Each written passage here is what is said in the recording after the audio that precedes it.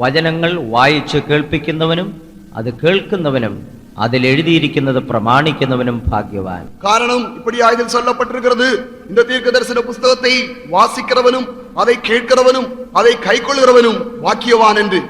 ഈ പ്രപഞ്ചത്തിന്റെ ഉൽപ്പത്തിയെ കുറിച്ച് ബൈബിൾ വ്യക്തമായി പ്രസ്താവിക്കുന്നുണ്ട്. இந்த பூமியினுடைய சிருஷ்டிப்பை குறித்து வேதம் திட்டமும் தெளிவுമായി சொல்கிறது. അതുപോലെ തന്നെ ഈ പ്രപഞ്ചത്തിന്റെ അവസാനം എപ്രകാരമായിരിക്കുമെന്നും ബൈബിൾ വ്യക്തമാക്കുന്നു. അതുപോലவே இந்த உலகത്തിന്റെ முடிவு எப்படி ஆயிருக்கும் என்றும் வேதம் திட்டமும் தெளிவுമായി சொல்கிறது. ദൈവത്തിന്റെ വചനത്താലാണ് ഈ കാണുന്ന സർവവും സൃഷ്ടിക്കപ്പെട്ടത്. தேவனுடைய வார்த்தையினால் தான் நாம் காண்கிறதான எல்லாமே സൃഷ്ടിക്കപ്പെട്ടത്.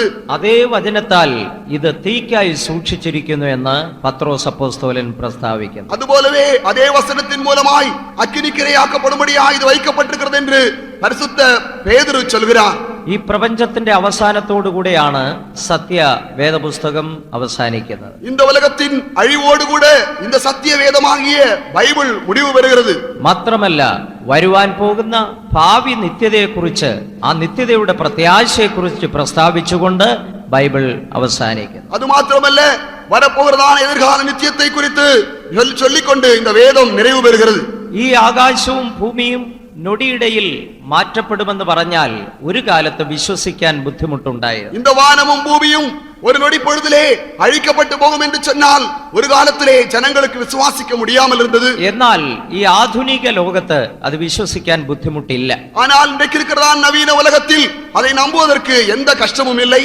2 പത്രോസ് 3:10 വാക്യത്തിൽ ഇങ്ങനെ വായിക്കുന്നു, കർത്താവിന്റെ ദിവസമോ കള്ളനെ പോലെ വരും, അന്ന് ആകാശം കൊടുമുഴക്കത്തോടെ അഴിഞ്ഞു പോകും. 2 பேதுரு 3:10 கர்த்தருடைய நாள் இரவிலே திருடன் வருகிற விதமாய் வரும், அப்பொழுது வானங்கள் மடமட என்று அகன்று போகும், பூதங்கள் வெந்து உருகிப்போம், ഭൂമിയും അതിന്റെ മൂലപദാർത്ഥങ്ങളും കത്തി അഴിയും. ഭൂമിയും അതിലുള്ള ക്രിയകളും എരിந்து അഴിഞ്ഞു പോകും. 1-ാം നൂറ്റാണ്ടിൽ പത്രോസ് അപ്പോസ്തലൻ ഈ ശാസ്ത്രീയ പ്രസ്താവന എഴുതുമ്പോൾ മനുഷ്യന് വിശ്വസിക്കാൻ ബുദ്ധിമുട്ടുണ്ടായിരുന്നു. 1-ാം നൂറ്റാണ്ടിലെ അപ്പോസ്തലനാകിയ പേതുരു இந்த விஞ்ஞானபூர்வமான ஒரு கூற்றை எழுதின பொழுது அன்றைக்கு இது விசுவாசிப்பதற்கு மிகவும் கஷ்டமான ஒன்றாக இருந்தது.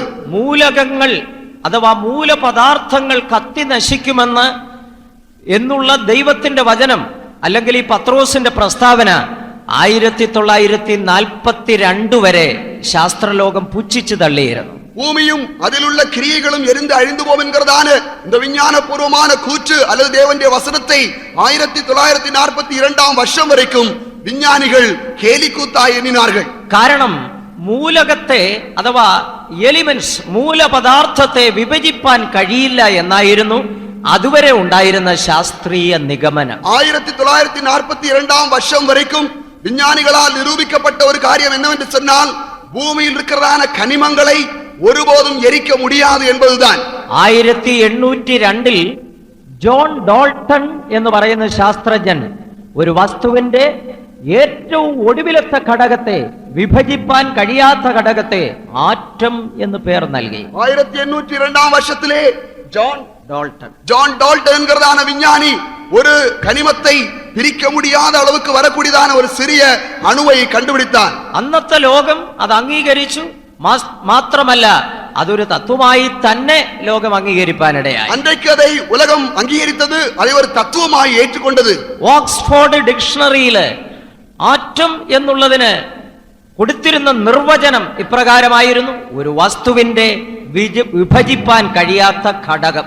ஆக்ஸ்போர்ட் டிக்ஷனரியிலே ஆட்டம் என்று சொல்லக்கூடியதான அந்த வார்த்தைக்கு கொடுத்திருந்ததான விளக்கம் என்னவென்று சொன்னால், இனி பிரிக்கப்பட முடியாத அளவுக்கு ஒரு சிறிய பொருளாக இருக்கிறதான ஒன்று என்கிறதான விளக்கம் தான். ആ തത്വത്തെ മുൻനിർത്തിക്കൊണ്ട് ബൈബിൾ തെറ്റാണെന്ന്, ബൈബിളിൽ എഴുതിയിരിക്കുന്ന പ്രസ്താവനകൾ തെറ്റാണെന്നും വ്യാജമാണെന്നും ലോകം പുച്ഛിച്ചു തള്ളി. அன்றைக்கு அந்த தத்துவத்தின்படி பைபிள் தவறு என்றும் பைபிள் எழுதியிருக்கிறதான எல்லா காரியங்களும் பொய் என்று சொல்லி அன்றைக்கு அவர்கள் കേലിക്കുത്താക്കിனார்கள். എന്നാൽ ജോൺ ഡോൾട്ടന്റെ ശാസ്ത്രീയ നിഗമനത്തെ തിരുത്തി കുറിച്ചുകൊണ്ട് 1942 പുതിയ പ്രസ്താവന ഉണ്ടായി. ஆனால் ஜான் ரோல்டன் என்கிறதான அந்த விஞ்ஞானியுடைய தத்துவத்தை மாற்றிக்கொண்டு 1942 വർഷത്തിലെ ഒരു പുതിയ തത്വം ഉരുവാനது. മൂലപദാർത്ഥത്തെ വിഭജിപ്പാൻ കഴിയും എന്നുള്ളതായ പുതിയ കണ്ടുപിടുത്തത്തോടുകൂടെ പഴയ ശാസ്ത്രീയ നിഗമനം തിരുത്തി കുറിച്ചു.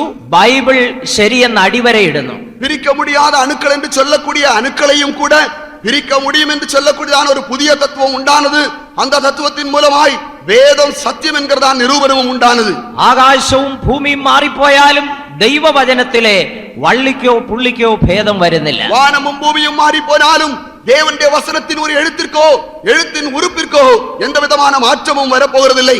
ഏത് കാലഘട്ടത്തിലും മനുഷ്യന് അന്ധമായി വിശ്വസിക്കാവുന്ന, കണ്ണുമടച്ച് വിശ്വസിക്കാവുന്ന ഒന്നുണ്ടെങ്കിൽ അത് ബൈബിൾ മാത്രമാണ്. எந்த ஒரு காலத்திலும் கடைசியாய் விசுவாசிக்கக்கூடிய ஒன்று உண்டு என்று சொன்னால், கண்களை மூடிக்கொண்டு விசுவாசிக்கக்கூடிய ஒன்று உண்டு என்று சொன்னால் அது வேதம் மாத்திரமே. കാരണം ബൈബിൾ സർവശക്തനായ ദൈവത്തിന്റെ വചനമാണ്. காரணம் இந்த வேத புத்தகம் என்று சொல்கிறது சர்வ வல்லமுள்ளதான தேவனுடைய வசனம் அல்லது வார்த்தையாயிருக்கிறது. ദൈവത്തിന്റെ വാക്കുകൾ ഉവ്വ എന്ന് പറഞ്ഞാൽ ഉവ്വ എന്നാണ്, ഇല്ല എന്ന് പറഞ്ഞാൽ ഇല്ല എന്ന് തന്നെ. தேவனுடைய வார்த்தைகள் ஆம் என்று சொன்னால் ஆம் என்றும், இல்லை என்று சொன்னால் அது இல்லை என்றும் ஆயிருக்கும். ദൈവത്തിന്റെ വചനം ഒരിക്കൽ ഉവ്വ എന്ന് പറഞ്ഞത് പിന്നെ ഇല്ല എന്ന് എഴുതേണ്ടി വന്നിട്ടില്ല, ഒരിക്കൽ ഇല്ല എന്ന് പറഞ്ഞത് പിന്നീട് ഉവ്വ എന്ന് എഴുതേണ്ടതായും വന്നിട്ടില്ല. தேவனுடைய வார்த்தை ஆம் என்று சொன்னதை பின்பு ஒருபோதும் இல்லை என்று எழுத வேண்டிய அவசியம் வரவில்லை. இல்லை என்று சொன்னதான தேவனுடைய வசனத்தை ஆம் என்று மாற்ற வேண்டிய அவசியமும் வரவே இல்லை. എന്നാൽ മനുഷ്യന്റെ വാക്കുകളോ ഒരിക്കൽ ശരിയെന്ന് പറഞ്ഞത് പിന്നെ തെറ്റായിട്ടുണ്ട്, ഒരിക്കൽ തെറ്റെന്ന് പറഞ്ഞത് പിന്നെ ശരിയായിട്ടുണ്ട്. ஆனால் மனிதனுடைய வார்த்தைகளோ ஒரு முறை ஆம் என்று சொன்னது தவறி போயிருக்கிறது, ஒரு முறை தவறி போன காரியங்கள் சரி என்று மாக்கப்பட்டிருக்கிறது. കാരണം അത് മനുഷ്യന്റെ വാക്കുകളായതുകൊണ്ട്. കാരണം അത് മനുഷ്യனுடைய വാർത്തകളായിരിക്കുന്നതിനാൽ ഞാൻ എല്ലായ്പ്പോഴും മനുഷ്യന്റെ വാക്കുകളെക്കാൾ അധികമായി ദൈവത്തിന്റെ വാക്കുകളെ വിശ്വസിക്കുന്നു. நான் எப்பொழுதும் மனுஷனுடைய வார்த்தைகளை காட்டிலும் அதிகமாய் தேவனுடைய வார்த்தைகளை விசுவாசிக்கிறேன். ലോകത്തിലുള്ള സകല തത്വങ്ങളെക്കാളും അധികം ഞാൻ ഈ ബൈബിളിലെ വിശ്വസിക്കുന്നു. കാരണം ഇത് ദൈവവചനമാകയാൽ. உலகத்தில் இருக்கிறதான எல்லா தத்துவங்களை காட்டிலும் அதிகமாய் நான் இந்த வேதத்தை பைபிளை விசுவாசிக்கிறேன். காரணம் இது தேவனுடைய வார்த்தையானபடியால். ഈ ദൈവത്തിന്റെ വചനത്തെ വിശ്വസിക്കുന്നവർ കരങ്ങളെ ഉയർത്തി ഒരു ഹല്ലേലൂയ മുഴക്കിയാട്ടെ. ഹല്ലേലൂയ. ദൈവത്തിന് മഹത്വം ഉണ്ടാകട്ടെ. தேவனுக்கு மகிமை உண்டாவதாக. ശാസ്ത്രം വളർന്നുകൊണ്ടിരിക്കുന്നതാണ്, അത് ഒരിക്കലും പൂർണ്ണതയിൽ എത്തിയിട്ടില്ല. விஞ்ஞானம் வளர்ந்து கொண்டுதான் போய்கொண்டிருக்கிறது, ஆனால் ஒருபோதும் அது ஒரு பூரணத்தை வந்து சேரவில்லை. മറ്റൊരു കാര്യം, ശാസ്ത്രം ഒന്നും സൃഷ്ടിച്ചിട്ടില്ല, കണ്ടുപിടിച്ചിട്ടേ ഉള്ളൂ. விஞ்ஞானம் என்று சொல்வது ஒருபோதும் ஒன்றையும் சிருஷ்டிக்கவில்லை, ஆனால் கண்டுபிடிக்க மாத்திரம் செய்திருக்கிறது. ദൈവത്തിന് സ്തോത്രം. தேவனுக்கு ஸ்தோத்திரம். ആകർഷണ തത്വം കണ്ടുപിടിച്ചു, புவியீர்ப்பு விசையை கண்டுபிடித்தார்கள். എന്നാൽ ആകർഷണ തത്വം കണ്ടുപിടിക്കുന്നതിന് മുൻപേ അങ്ങനെ ഒരു തത്വം ഉണ്ടായിരുന്നു. புவியீர்ப்பு விசையை கண்டுபிடிப்பதற்கு முன்பதாகவே அப்படி ஒரு விசை ഉണ്ടായിരുന്നത്.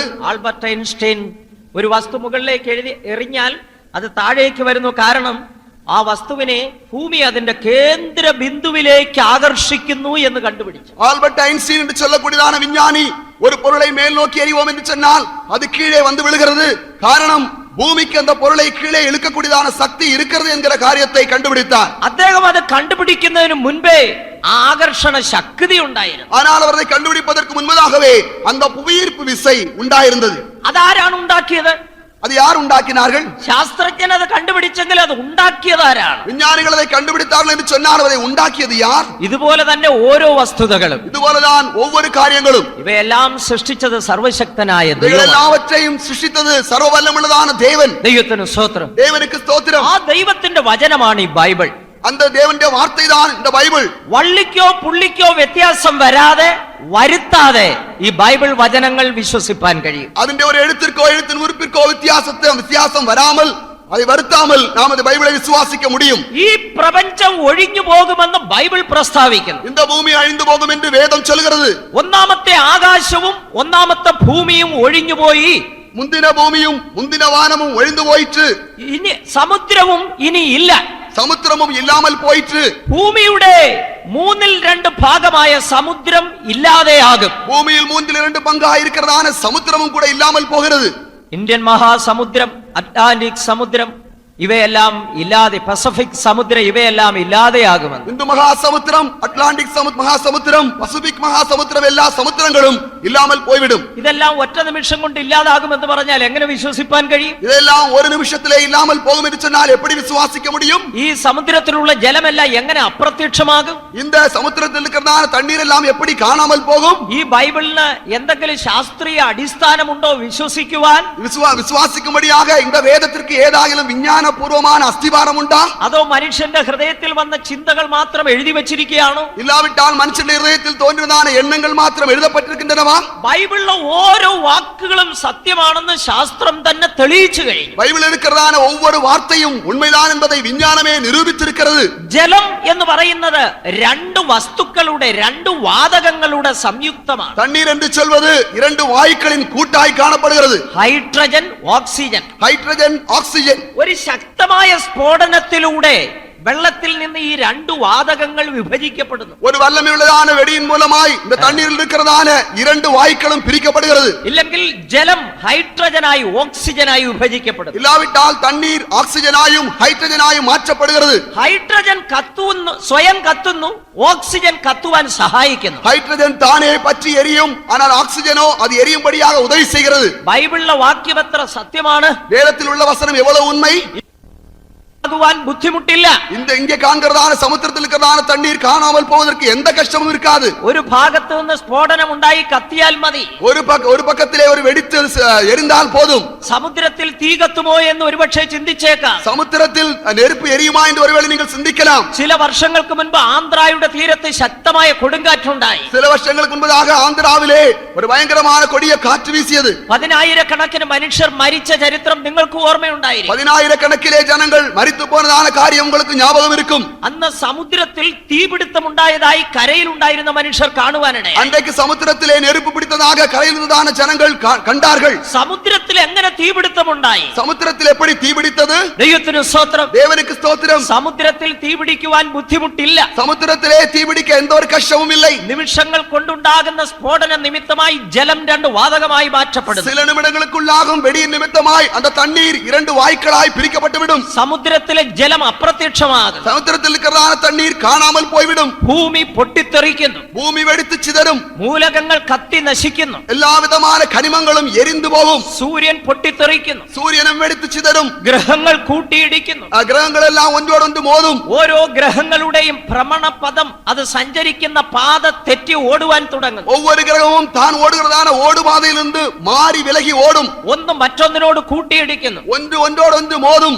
ഇന്ന് അതിന്റെ കറക്റ്റ് വേയിൽ അത് ഓടുന്നതിന്റെ കാരണം ദൈവം അങ്ങനെ കൽപ്പിച്ചിരിക്കുന്നത് കൊണ്ട്. ഇന്നേക്ക് അത് ശരിയാണ് തന്റെ പാതയിലെ ഗ്രഹങ്ങൾ ഓടുവതിൻ കാരണം ദേവൻ அந்த கிரகங்களுக்கு அப்படியாய் கட்டளை கொடுத்திருக்கிறபடியால் தான். സർവശക്തൻ കൽപ്പിക്കുമ്പോൾ ഈ ഗ്രഹങ്ങൾ റോഡ് തെറ്റി ഓടും.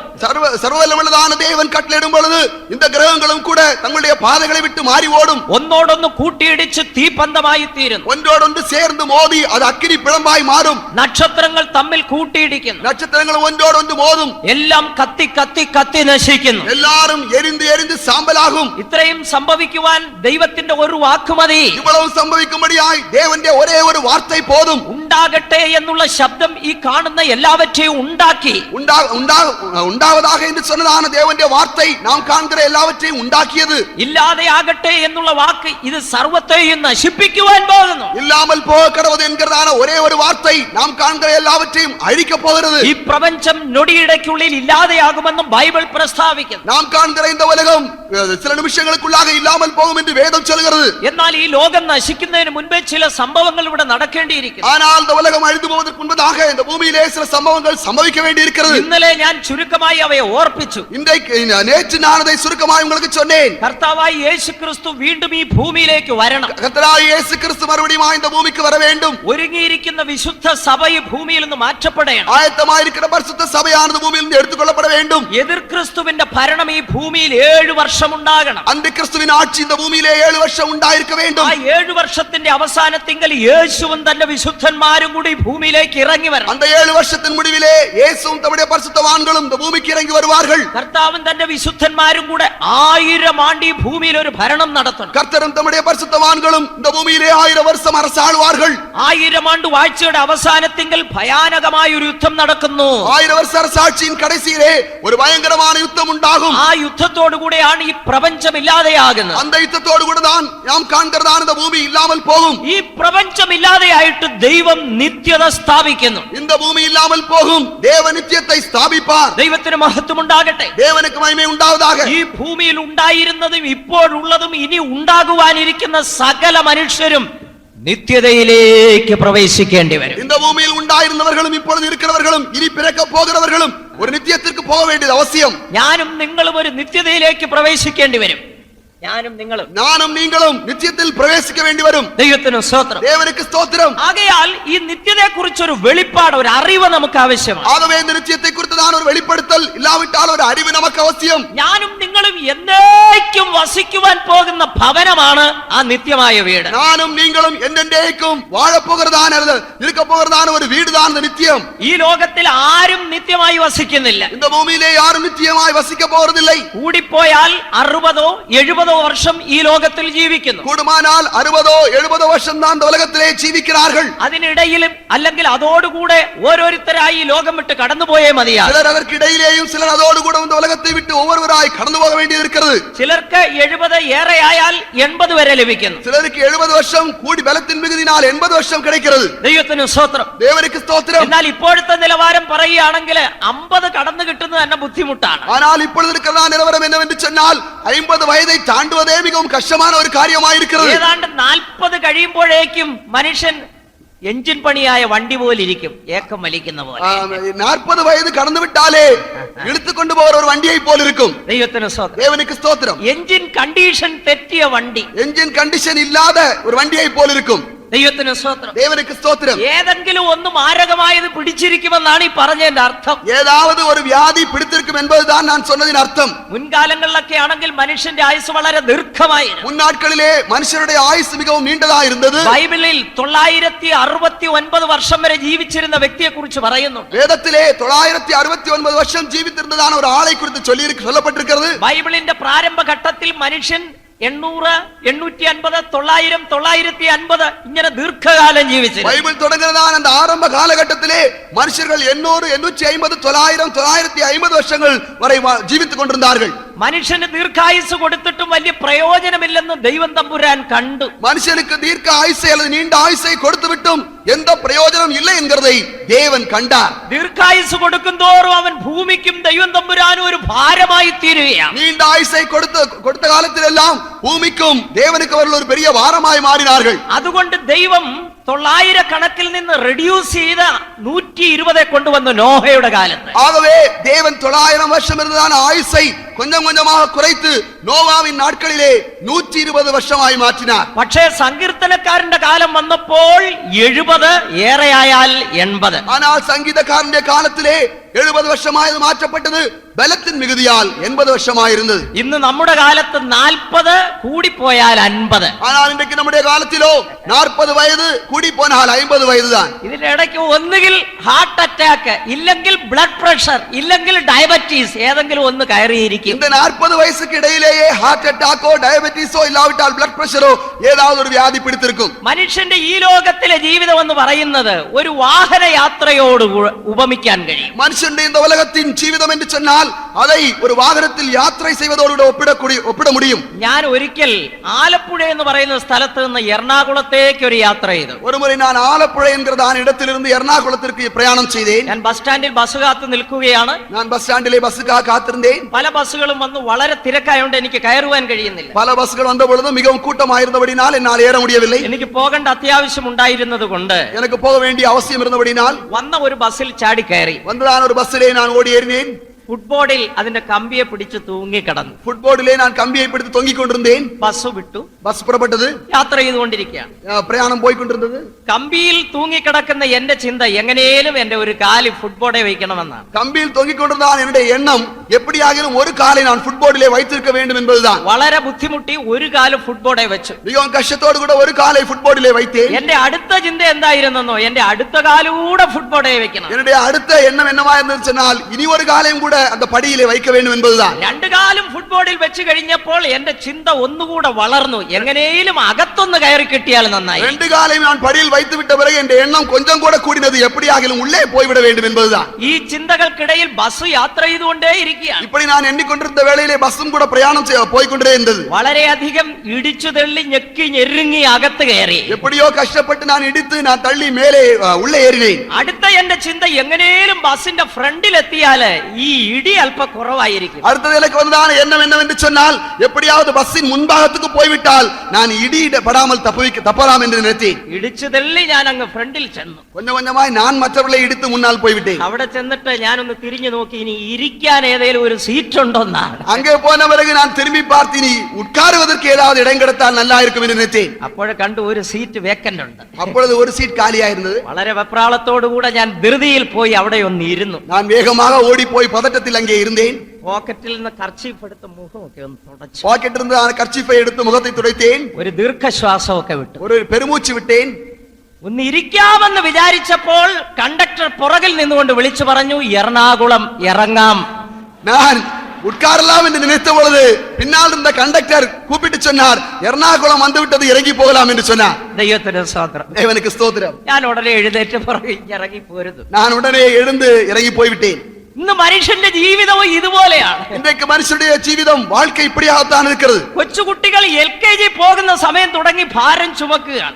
சிறு பிள்ளைகள் LKG போவதில் இருந்தே பாரங்களை சுமக்க ஆரம்பித்து விடுகிறார்கள். സ്കൂളിൽ പോകുന്ന കുട്ടികളെ ശ്രദ്ധിച്ചിട്ടുണ്ടോ? ഒരു 15-20 കിലോ അവരുടെ പുറത്ത് കാണും. ஸ்கூலுக்கு போறதான பிள்ளைகளுடைய முதுகிலே 15 அல்லது 20 கிலோ வெயிட் காணப்படும். ഈ ബുക്സും ഈ പുസ്തകങ്ങളെല്ലാം കൂടെ ചുമന്ന് അവർക്കൊരു കൂനുണ്ടെന്നാണ് പറയുന്നത്. இந்த புத்தகங்கள் எல்லாம் தூக்கி சுமந்து அவர்கள் கூன் விழுந்து விடுவார்கள். 10ാം ക്ലാസ് വരെ ഇത് ചുമന്നു കൊണ്ട് നടക്കും. 10வது வகுப்பு வரை சுமந்து கொண்டே நடப்பார்கள். 10ാം ക്ലാസ് കഴിഞ്ഞിട്ട് എങ്ങനെയെങ്കിലും ഒരു കോളേജ് അഡ്മിഷൻ വേണം, അതാണ് അടുത്ത ചിന്ത. 10th முடித்த பிறகு அவர்கள் இனி காலேஜிலே அட்மிஷன் கிடைக்கும்படியாய் சிந்தையாயிருப்பார்கள். +2 കോളേജിൽ പ്രീ ഡിഗ്രിയോ കഴിഞ്ഞാൽ, +2 முடிந்து விட்டால், +2 കഴിഞ്ഞാൽ പിന്നെ അടുത്ത ചിന്ത, എനിക്കൊരു എഞ്ചിനീയറിംഗ് അഡ്മിഷൻ വേണം. +2 முடித்து விட்டால் அடுத்தபடியாக அவருக்கு ஒரு எண்ணம் வரும், எனக்கு என்ஜினியரிங் அட்மிஷன் கிடைத்தால் நன்றாயிருக்கும். ബസിന്റെ അകത്ത് കയറിയ എനിക്ക് മുമ്പോട്ട് പോകണമെന്നുള്ള ചിന്ത പോലെ, பஸ்ஸில் உள்ளே ஏறி பிறகு எப்படியாவது முன்னால் போக வேண்டும் என்கிறதான எண்ணத்தை போல വളരെ ബുദ്ധിമുട്ടി ഒരു എഞ്ചിനീയറിംഗ് അഡ്മിഷൻ സംഘടിപ്പിച്ചു. கடைசியோடு கூட கஷ்டத்தோடு கூட அவர்களுக்கு ஒரு என்ஜினியரிங் அட்மிஷன் கிடைத்தது. വളരെയേറെ അധ്വാനിച്ചു എഞ്ചിനീയറിംഗ് പാസ്സായി. மிகவும் கஷ்டப்பட்டு என்ஜினியரிங் பாஸ் செய்தார்கள். അടുത്ത ചിന്ത ഒരു ജോലി ലഭിക്കണമെന്നാണ്. கடைசியாக ஒரு வேலை கிடைக்க வேண்டும் என்கிறதான எண்ணம். വളരെയേറെ അധ്വാനിച്ച ഒരു ജോലി കിട്ടി, മദ്രാസിലാണ് ലഭിച്ചത്. மிகவும் கஷ்டப்பட்டு ஒரு வேலை கிடைத்தது, அதுவும் மெட்ராஸிலே. അടുത്ത ആഗ്രഹം എങ്ങനെയെങ്കിലും മധുരയ്ക്ക് ഒരു ട്രാൻസ്ഫർ കിട്ടണം. அதற்கு பிறகு அவர்களுக்கு ஒரு எண்ணம் வந்தது, எப்படியாவது மதுரைக்கு ஒரு டிரான்ஸ்ஃபர் கிடைத்தால் நன்றாயிருக்கும். ബുദ്ധിമുട്ടി മധുരയ്ക്ക് ട്രാൻസ്ഫർ ലഭിച്ചു. மிகவும் കഷ്ടത്തോடு മധുരയ്ക്ക് ട്രാൻസ്ഫറും கிடைத்தது. അടുത്ത ചിന്ത ഒരു നല്ല വിവാഹം വേണം, അതൊരു ഡോക്ടർ പെൺകുട്ടിയായ കൊള്ളാം. அதற்கு பிறகு ஒரு டாக்டர் பெண் கல்யாணம் செய்ய கிடைத்தால் நன்றாயிருக்கும் என்கிற எண்ணம் வரும். എങ്ങനെയോ ഒരു നല്ല വിവാഹവും കഴിഞ്ഞു. எப்படியாவது ஒரு நல்ல விவாகம் நடக்கும். അടുത്ത ചിന്ത ഒരു നല്ല വീട് വേണം. அதற்கு பிறகு ஒரு நல்ல வீடு வேண்டும் என்கிறதான எண்ணம் வரும். നല്ല വീട് കിട്ടി, நல்ல வீடும் கிடைத்தது. എയർ കണ്ടീഷൻ കാറ് കിട്ടി, ஏர் கண்டிஷன் காரும் கிடைத்தது. അനുഗ്രഹിക്കപ്പെട്ട കുഞ്ഞുങ്ങൾ, ஆசீர்வதிக்கப்பட்ட பிள்ளைகள். ഇപ്പോഴൊന്ന് ഇരുന്ന് ആശ്വസിക്കാമെന്ന് ചിന്തിച്ചു. இப்பொழுது ஒன்று உட்கார்ந்து இளைப்பாறலாம் என்கிறதான சிந்தை வந்தது. എല്ലാം ഏറെക്കുറെ ഒരു സെറ്റപ്പ് ആയി. ഇനി ഒന്ന് ആശ്വസിക്കണം. எல்லாமே செட்டில் ஆகிவிட்டபடினால் இனி இளைப்பாற வேண்டும். ഇത്രയും നാൾ അധ്വാനമായിരുന്നു, இவ்வளவு நாள் பாடுபட வேண்டியதாയിരുന്നു. ഇനി ഒന്ന് സ്വസ്ഥമായിരിക്കണം. இனி ஒன்று இளைப்பாற வேண்டும். അങ്ങനെ സ്വസ്ഥമായി ഒന്ന് ഇരിക്കാൻ തുടങ്ങിയപ്പോൾ പെട്ടെന്നൊരു നെഞ്ചുവേദന. அப்படி இளைப்பாറി கொண்டிருக்க தொடங்கிய வேற நேரத்திலே சடுதியாய் ஒரு நெஞ்சு வலி வந்தது. ഉടനെ കാർ കൊണ്ടുവരാൻ തുടങ്ങി. உடனடியாய் கார் கொண்டு வந்தார்கள். കാറിൽ കയറ്റി മെഡിക്കൽ കോളേജിലേക്ക്. காரில் ஏற்றி மெடிக்கல் காலேஜ் கொண்டு போனார்கள். ഡോക്ടർ അടിമുടി പരിശോധിച്ചിട്ട് പറയാണ്, ഹാർട്ട് അറ്റാക്ക്, കൂടിപ്പോയ 3 മാസം, ഇറങ്ങാറായി എറണാകുളം. டாக்டர் அப்பொழுது தலையிலிருந்து கால் வரை பரிசோதித்து சொல்லுவார், இது ஹார்ட் அட்டாக், கூடி போனால் 3 மாதம் தான் எர்ணாகுளம் வந்து விட்டது, இறங்கி போகலாம் என்று சொல்லிவிடுவார். ഇറങ്ങാറായത്, ഇറങ്ങാൻ സമയമായത്, இறங்கி போக நேரம் வந்து விட்டது என்று சொல்லிவிடுவார். മനുഷ്യൻ ആത്മാവിനെ കുറിച്ച് ചിന്തിപ്പാൻ അവസരമില്ല ഇപ്പോൾ. மனுஷன் இன்றைக்கு தன்னுடைய ஆவியை ஆத்துமாவை குறித்து சிந்திக்க அவனுக்கு நேரம் இல்லை. രാപ്പകലില്ലാതെ അധ്വാനിക്കുന്നു, இரவும் பகலுமாய் பாடுபடுகிறான். ഇവിടം വിട്ടാൽ നീ എവിടെ ചെന്ന് ചേരുമെന്നുള്ളത് ഒരു നിമിഷം ചിന്തിച്ചിട്ടുണ്ടോ? நீங்க இதை விட்டு விட்டால் எங்கே போய் சேருவோம் என்று ஒரு நிமிஷம் சிந்தித்திருக்கிறீர்களா? ദൈവത്തിന് മഹത്വം ഉണ്ടാകട്ടെ. தேவனுக்கு மகிமை உண்டாவதாக. ഇവിടെ ആരും ദീർഘകാലം ജീവിക്കുന്നില്ല. இங்கே யாரும் நீண்ட வருஷ காலமாக இங்கே ஜீவிக்க போறதில்லை. ഇവിടം താൽക്കാലികമായ ജീവിതമാണ്. இது ஒரு தற்காலிகமான ஜீவிதம் தான். നാം ഒരിക്കൽ ഇവിടം വിട്ട് പോയേ മതിയാകും. நான் இந்த பூமியை விட்டு போயே ஆக வேண்டும். നാം വിയർപ്പൊഴുക്കി പണിതുണ്ടാക്കിയ വീട്ടിൽ നിന്ന് നമ്മെ കൊണ്ടുപോകും. நாம் வேர்வை சிந்தி உண்டாக்கியதான வீட்டிலிருந்து நம்மை கொண்டு போவார்கள். നമ്മുടെ അനുവാദം കൂടാതെ കൊണ്ടുപോകും. நம்முடைய அனுமதி இல்லாமலே நம்மை கொண்டு போய் விடுவார்கள். പ്രിയ സഹോദരങ്ങളെ, ആ കാര്യം എല്ലായ്പ്പോഴും ഒന്ന് ചിന്തിക്കുന്നത് നന്നതായി. அருமையான சகோதரர்களே, இந்த காரியத்தை எப்பொழுதுமே சிந்தித்துக் கொண்டிருப்பது நல்லதா இருக்கும். നിങ്ങൾ അധ്വാനിച്ചുണ്ടാക്കിയ വീട്, நீங்கள் பாடுபட்டு உண்டாக்கிய வீடு, നിങ്ങൾ വിയർപ്പൊഴുക്കി പണിതുണ്ടാക്കിയ വീട്, நீங்கள் வியர்வை சிந்தி கட்டினதான வீடு, നിങ്ങളുടെ പെർമിഷൻ ഇല്ലാതെ നിങ്ങളെ പൊക്കി എടുത്തോണ്ട് പോകും. உங்களுடைய அனுமதி இல்லாமலே உங்களை தூக்கி எடுத்துக்கொண்டு போவார்கள். ദൈവത്തിന് സ്തോത്രം. தேவனுக்கு ஸ்தோத்திரம். ഒരു ചെറിയ ഇടുങ്ങിയ പെട്ടിയിൽ, ஒரு சிறிய நெருக்கமான ஒரு பெட்டியில் ഏത് ഒതുങ്ങാത്ത മിടുക്കനെയും അതിനകത്ത് ഒതുക്കും. யாருக்கும் கீழ்ப்படியாத அடங்காத ஆளை அதற்குள் அடங்க வைப்பார்கள். ഞാൻ കണ്ടിട്ടുണ്ട്, ചില മിടുക്കന്മാർ ഒതുങ്ങി കിടക്കുന്ന കണ്ടിട്ടുണ്ട്. சில கெட்டிக்காரர்கள் ஒடுங்கி அடங்கி கிடப்பதை நான் கண்டிருக்கிறேன். 6 അടി നീളമുള്ള പെട്ടിയിൽ ഒതുങ്ങി കിടക്കുന്ന കാഴ്ച കണ്ടിട്ടുണ്ട് ഞാൻ. 6 அடி நீளமுள்ளதான பெட்டியிலே அவர்கள் அடங்கி ஒடுங்கி கிடக்கிறதான ஒரு காட்சி நான் கண்டிருக்கிறேன். നമുക്ക് ഒടുവിൽ ലഭിക്കുന്നത് അതാണ്. நமக்கு கடைசியா கிடைப்பது அதுதான். ദൈവത്തിന് സ്തോത്രം. தேவனுக்கு ஸ்தோத்திரம். അവിടെയും കൃത്രിമമാണ്. ഈ പെട്ടി വാങ്ങുന്നതിലും കൃത്രിമം, പെട്ടി വാങ്ങുന്നതിലും കൃത്രിമം. பெட்டி வாங்குவதிலும் கூட பல வித்தியாசமான அனுபவங்கள். തേക്ക് തടിയുടെ പോളിഷ് ആയിരിക്കും, പക്ഷെ അതേ സമയത്ത് പാഴ്മരമായിരിക്കും. அது தேக்கு தடியுடைய பாலிஷா இருக்கும், ஆனால் ஒரு சாதாரண மரமா இருக்கும். അതിലാണ് നമ്മളെ കൊണ്ടുപോകുന്നത്. அதில் தான் நம்மை கொண்டு போகிறார்கள். നമുക്ക് ഇഷ്ടമില്ലാത്ത വസ്ത്രം നമ്മെ ധരിപ്പിക്കും. நமக்கு இஷ்டமில்லாத வஸ்திரத்தை தரிப்பிப்பார்கள். ഈ വീട്ടിൽ നിന്ന് നാം യാത്ര പറഞ്ഞു പോകേണ്ടി വരും. இந்த வீட்டிலிருந்து நாம் விடை கொடுத்து போக வேண்டி வரும். നാം പണിതുണ്ടാക്കിയ വീട്ടിൽ നിന്ന് പോകേണ്ടി വരും. நாம் கட்டி உண்டாக்கிய வீட்டிலிருந்து நாம் போக வேண்டி வரும். ഈ ലോകമാകുന്ന വീട്ടിൽ നിന്നും നാം പോകേണ്ടി വരും. இந்த உலகமாகிய வீட்டிலிருந்தும் நாம் போக வேண்டி வரும். ഒരു നിത്യമായ ലോകത്തിലേക്ക് നാം പ്രവേശിക്കണം. ஒரு நித்தியமான உலகத்திலே நாம் பிரவேசிக்க ഒരു வேண்டும். നിത്യമായ വീട്ടിലേക്ക് നാം പ്രവേശിക്കണം. ஒரு நித்திய வீட்டிலே நாம் பிரவேசிக்க வேண்டும். സകല മനുഷ്യർക്കും ഒരു നിത്യത ദൈവം ഒരുക്കിയിരിക്കുന്നു. எல்லா மனுஷருக்கும் ஒரு நித்தியம் ஆயத்தமாக்கப்பட்டிருக்கிறது. ദൈവത്തിന് സ്തോത്രം. தேவனுக்கு ஸ்தோத்திரம். പ്രപഞ്ചം മാറ്റപ്പെട്ടതിന് ശേഷം ആ നിത്യത ദൈവം മനുഷ്യന് നൽകുകയാണ്. இந்த பூமி அழிந்து போன பிறகுதான் நித்தியம் ஸ்தாபிக்கப்படுகிறது. ദൈവത്തിന് സ്തോത്രം. தேவனுக்கு ஸ்தோத்திரம். മനുഷ്യന്റെ ഹൃദയത്തിൽ ഉയരുന്ന ഒരു ചോദ്യമുണ്ട്. மனுஷனுடைய இதயத்திலே எழும்புகிற ஒரு கேள்வி உண்டு. നമുക്ക് മുൻപേ മരിച്ചു കടന്നുപോയവർ ഇന്ന് എവിടെയാണ്? நமக்கு முன்பே மரித்து கடந்து போறவர்கள் எங்கே இருக்கிறார்கள்? ചിലർക്കൊരു ഭയമുണ്ട് സെമിത്തേരിയിലൂടെ പോകാൻ. சிலருக்கு கல்லறையில் போக ஒரு பயம் இருக்கும். കല്ലറയിലൂടെ നടന്നു പോകാൻ ബുദ്ധിമുട്ടാ, പേടി. അവരൊക്കെ അവിടെ ഉണ്ടെന്നാ. கல்லறையில் இடையிலே நடந்து போவர்களுக்கு பயம் ஏறிட்டு சொன்னால் மரித்தவர்கள் அங்கே இருக்கிறார்கள் என்று தான் நினைக்கிறார்கள். ആക്സിഡന്റ് മരണം ഉണ്ടായാൽ അതുവഴി പോകാൻ ചിലർ ഭയപ്പെടുന്നു. எங்கேயாவது விபத்து நடந்து சிலர் மரித்து போனால் அந்த வழியே போவதற்கு பயப்படுகிறார்கள். ആരെങ്കിലും ആത്മഹത്യ ചെയ്ത സ്ഥലങ്ങളിലോ വീടുകളിലോ തങ്ങുവാൻ മനുഷ്യൻ ഭയപ്പെടുന്നു. தற்கொலை செய்து கொண்டவருடைய வீடுகளிலோ இடங்களிலோ தங்க பயப்படுகிறார்கள். കാരണം തൂങ്ങി ചത്ത ഇവരൊക്കെ അവിടെ ഉണ്ടെന്നാണ് ചിന്ത. ஏனென்றால் தூக்கு போட்டு மரித்ததான் அவர்கள் அங்கே இருக்கிறார்கள் என்பதுதான் இவர்களுடைய எண்ணம். ഇവരാരും അവിടെ ഇല്ല. இவர்கள் யாரும் அங்கே இருக்கிறதில்லை. മരിച്ചുപോയ ഒരൊറ്റ വ്യക്തി ഈ ഭൂമിയിൽ അലഞ്ഞു നടക്കുന്നില്ല. மரித்து போன ஒரு ஆவி கூட இந்த பூமியிலே அலைந்து திரிகிறதில்லை. ദൈവത്തിന് സ്തോത്രം. தேவனுக்கு ஸ்தோத்திரம். അവർക്കെല്ലാം ഓരോ സ്ഥലമുണ്ട്, അവിടേക്ക് പോയിരിക്കുക. அவர்களுக்கு எல்லாருக்கும் ஒவ்வொரு இடம் இருக்கிறது, அங்கே போயிருக்கிறார்கள். ഒരു പാപിയായ മനുഷ്യൻ മരിച്ചെങ്കിൽ അവൻ പാതാളത്തിലേക്ക് പോകുന്നു. ஒரு பாவி மரித்தால் அவன் பாதாளத்துக்கு போகிறான். ഭൂമിയുടെ അധോഭാഗത്തേക്ക്, பூமியின் ஆழம் மறைவிட தாழ்விடங்களுக்கு അവന്റെ ആത്മാവിനെ സ്വീകരിച്ചു കൊണ്ടുപോകുവാൻ സാത്താന്റെ കിങ്കരന്മാർ വരും. அவனுடைய ஆவியை ஏற்றுக்கொண்டு பிடித்துக் கொண்டு போகும்படியாக பிசாசின் தூதர்கள் வருவார்கள். സ്വീകരിച്ച് കൊണ്ട് ഭൂമിയുടെ അധോഭാഗത്തേക്ക് കൊണ്ടുപോകും. அவர்களை பிடித்துக் கொண்டு போய் பூமியின் தாழ்விடங்களில் கொண்டு போய் விடுவார்கள். ഭൂമിയുടെ അധോഭാഗം എങ്ങനെ ഇരിക്കുമെന്ന് അറിയാമോ? பூமியின் தாழ்விடம் எப்படி இருக்கும் தெரியுமா? ശാസ്ത്രജ്ഞന്മാർ പറയുന്നു 4000 ഡിഗ്രി സെന്റിഗ്രേഡിൽ കത്തിക്കൊണ്ടിരിക്കുകയാണ്. விஞ்ஞானிகள் சொல்கிறார்கள் பூமியின் தாழ்விடம் அல்லது உள்ளான பகுதிகள்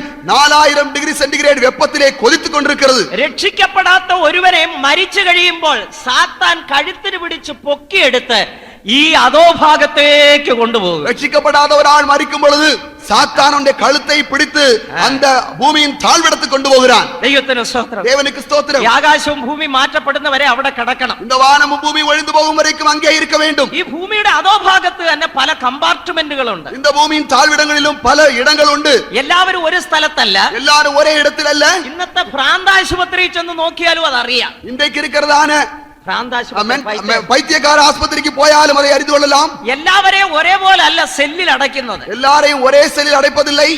പകുതി ഭ്രാന്തുള്ളവരുണ്ട്, മുക്കാൽ ഭ്രാന്തുണ്ട്, മുഴുഭ്രാന്തുണ്ട്. பாதி மனநோய் உள்ளவர்கள், முக்கால்வாசி மனநோய் உள்ளவர்கள், முழுவதுமாய் பைத்தியமாய் இருக்கிறவர்கள். ഭ്രാന്തിന്റെ കൂടുതൽ കുറവനുസരിച്ച് സെല്ലിൽ അവരെ അടയ്ക്കും. பைத்தியத்தின் கூடுதல் குறைவை பொறுத்தவரையில் அவர்களை தனி அறைகளிலே அடைப்பார்கள். ഇതുപോലെ പാതാളത്തിൽ പല കമ്പാർട്ട്മെന്റുകളുണ്ട്. இதுபோல பாதாளத்திலும் கூட பல பிரிவுகள், பல இடங்கள் உண்டு. ആ കമ്പാർട്ട്മെന്റുകളെ കുറിച്ച് വേഗത്തിൽ പറഞ്ഞു ഞാൻ പോകാം. அந்த இடங்களை குறித்து நான் சீக்கிரத்தில் சொல்லி கொண்டு போகிறேன். ഒന്നാമത്തെ സ്ഥലമാണ് യാതനാസ്ഥലം, പാതാളം. முதலாவது இடம்தான் பாதாளம் அல்லது வேதனை அனுபவிக்கிறதான இடம். അവിടെയാണെങ്കിൽ കെടാത്ത തീ ഉണ്ടെന്ന് പറയും. அங்கு அவிந்து போகாத அக்கினி காணப்படும். ലൂക്കോസിന്റെ സുവിശേഷം 16-ാം അധ്യായത്തിൽ യേശു ഒരു ധനവാനെ കുറിച്ച് പറയുന്നു. லூக்கா 16-ാം அதிகாரத்திலே இயேசு ஒரு ஐஸ்வர்யவானை குறித்து சொல்கிறார். ദിനംപ്രതി പട്ടും ധൂമ്രവസ്ത്രവും ധരിച്ച് ആഡംബരത്തോടെ സുഖിച്ചു വന്നു. ஒவ்வொரு நாளும் ரத்தாம்பரமும் உயர்ந்த வஸ்திரம் அணிந்த ஆடம்பரத்தோடு ஜீவித்த மனுஷன் മരിച്ചപ്പോൾ സാത്താൻ കഴുത്തിന് പിടിച്ച് പൊക്കി യാതനാ സ്ഥലത്ത് കൊണ്ടുവന്നാക്കി. அவன் மரித்த பொழுது பிசாசு அவனை பிடித்து கொண்டு வந்து வேதனை அனுபவிக்கிற இடத்துக்கு கொண்டு வந்து விட்டான். അവൻ 4000 ഡിഗ്രി സെന്റിഗ്രേഡ് തീയിൽ കിടന്ന് വേദന അനുഭവിക്കുക. அவன் 4000 டிகிரி சென்டிகிரேட் வெப்பத்திலே அவன் வேதனை அனுபவித்துக் கொண்டிருந்தான். ദൈവത്തിന് സ്തോത്രം. தேவனுக்கு ஸ்தோத்திரம். അവിടെ കിടന്നുകൊണ്ട് വിളിച്ചു പറയുന്നു, അബ്രഹാം പിതാവിനെ നോക്കി. அங்கே இருந்த ஆபிரகாமை நோக்கி அவன் கூப்பிட்டு சொல்கிறான். അബ്രഹാം പിതാവിനെ നോക്കി വിളിച്ചു പറയുന്നു. ஆபிரகாமை நோக்கி அவன் கூப்பிட்டு சொல்கிறான். തന്റെ മടിയിലിരിക്കുന്ന ലാസറിനെ ഇവിടേക്കൊന്ന് അയക്കണം. உம்முடைய மடியில் இருக்கிறான் லாசர்வை இங்கே அனுப்பும். ഞാൻ ഈ ജ്വാലയിൽ കിടന്ന് വേദന അനുഭവിക്കും. நான் அக்கினியிலே வேதனைப்படுகிறேன். ആ ലാസർ തന്റെ വിരലിന്റെ അറ്റം വെള്ളത്തിൽ മുക്കി എന്റെ നാവിനെ ഒന്ന് തളിപ്പിക്കണം. அந்த லாசர் தன் விரல் நுனியை தண்ணீரில் தோய்த்து என் நாவை குளிர பண்ணும்படி அவனுக்கு வேண்டிக் கொண்டான். ഭൂമിയിൽ ജീവിച്ചിരുന്നപ്പോൾ രാവിലെ മുതൽ വൈകുന്നത് വരെ വെള്ളത്തിന്റെ പുറത്ത് നടന്ന മാന്യൻ. பூமியில் ஜீவித்திருந்த காலத்திலே காலையிலிருந்து ராத்திரி வரையும் தண்ணீருக்கு வெளியே நடந்ததான ஒரு மனுஷன். സാധാരണ തണ്ണീരല്ല, ചാരായ തണ്ണീർ. சாதாரண தண்ணீரில் அல்ல, சாராயத்தில் மூழ்கி இருந்த மனுஷன். രാവിലെ മുതൽ വൈകുന്നത് വരെ അതിന്റെ പുറത്തായിരുന്നു.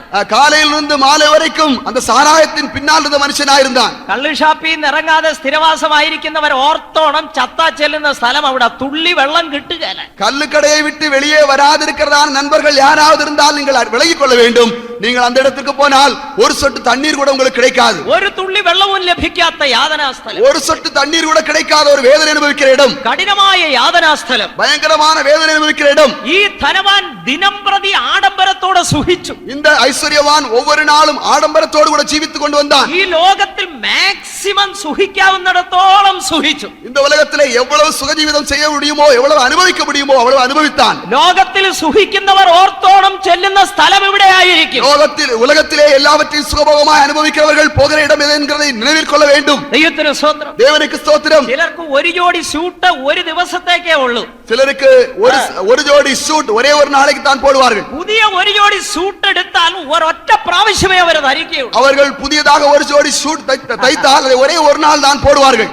അതിനുശേഷം പിന്നെ അവർ ധരിക്കുകയില്ല. அதை அவர்கள் தொடவே மாட்டார்கள். മാക്സിമം സുഖിക്കാവുന്നിടത്തോളം സുഖിക്കുന്നു. எவ்வளவு சுகபோகமாய் இருக்க வேண்டுமோ அவ்வளவு சுகபோகமாய் இருப்பார்கள். മരണാനന്തരം പോയി ചേരുന്ന സ്ഥലം ഈ യാതനാ സ്ഥലമാണ്. அப்படிப்பட்டவர்கள் போய் சேர்கிற இடம் இந்த வேதனைப்படுகிற இடம் தான். ദൈവത്തിന് സ്തോത്രം. தேவனுக்கு ஸ்தோத்திரம். സുഖിക്കുന്നവർ ഓർത്തുകൊള്ളണം. சுகபோகமாய் இருக்கிறவர்கள் அதை ஞாபகத்தில் வைத்துக் கொள்ள வேண்டும். ഈ ലോകത്തിലെ സുഖം വേണ്ട എന്ന് പറഞ്ഞൊരു ദൈവപൈതൽ ജീവിക്കണം. இந்த உலகத்திலே ஒரு தேவனுடைய பிள்ளை சுகபோகம் வேண்டாம் என்று சொல்லி ஜீவிக்க வேண்டும். ഈ ലോകത്തിലെ സുഖവും വേണം, ക്രിസ്തീയ ജീവിതം വേണം എന്ന് പറഞ്ഞാൽ ദൈവരാജ്യത്തിൽ പോകാൻ സാധ്യമല്ല.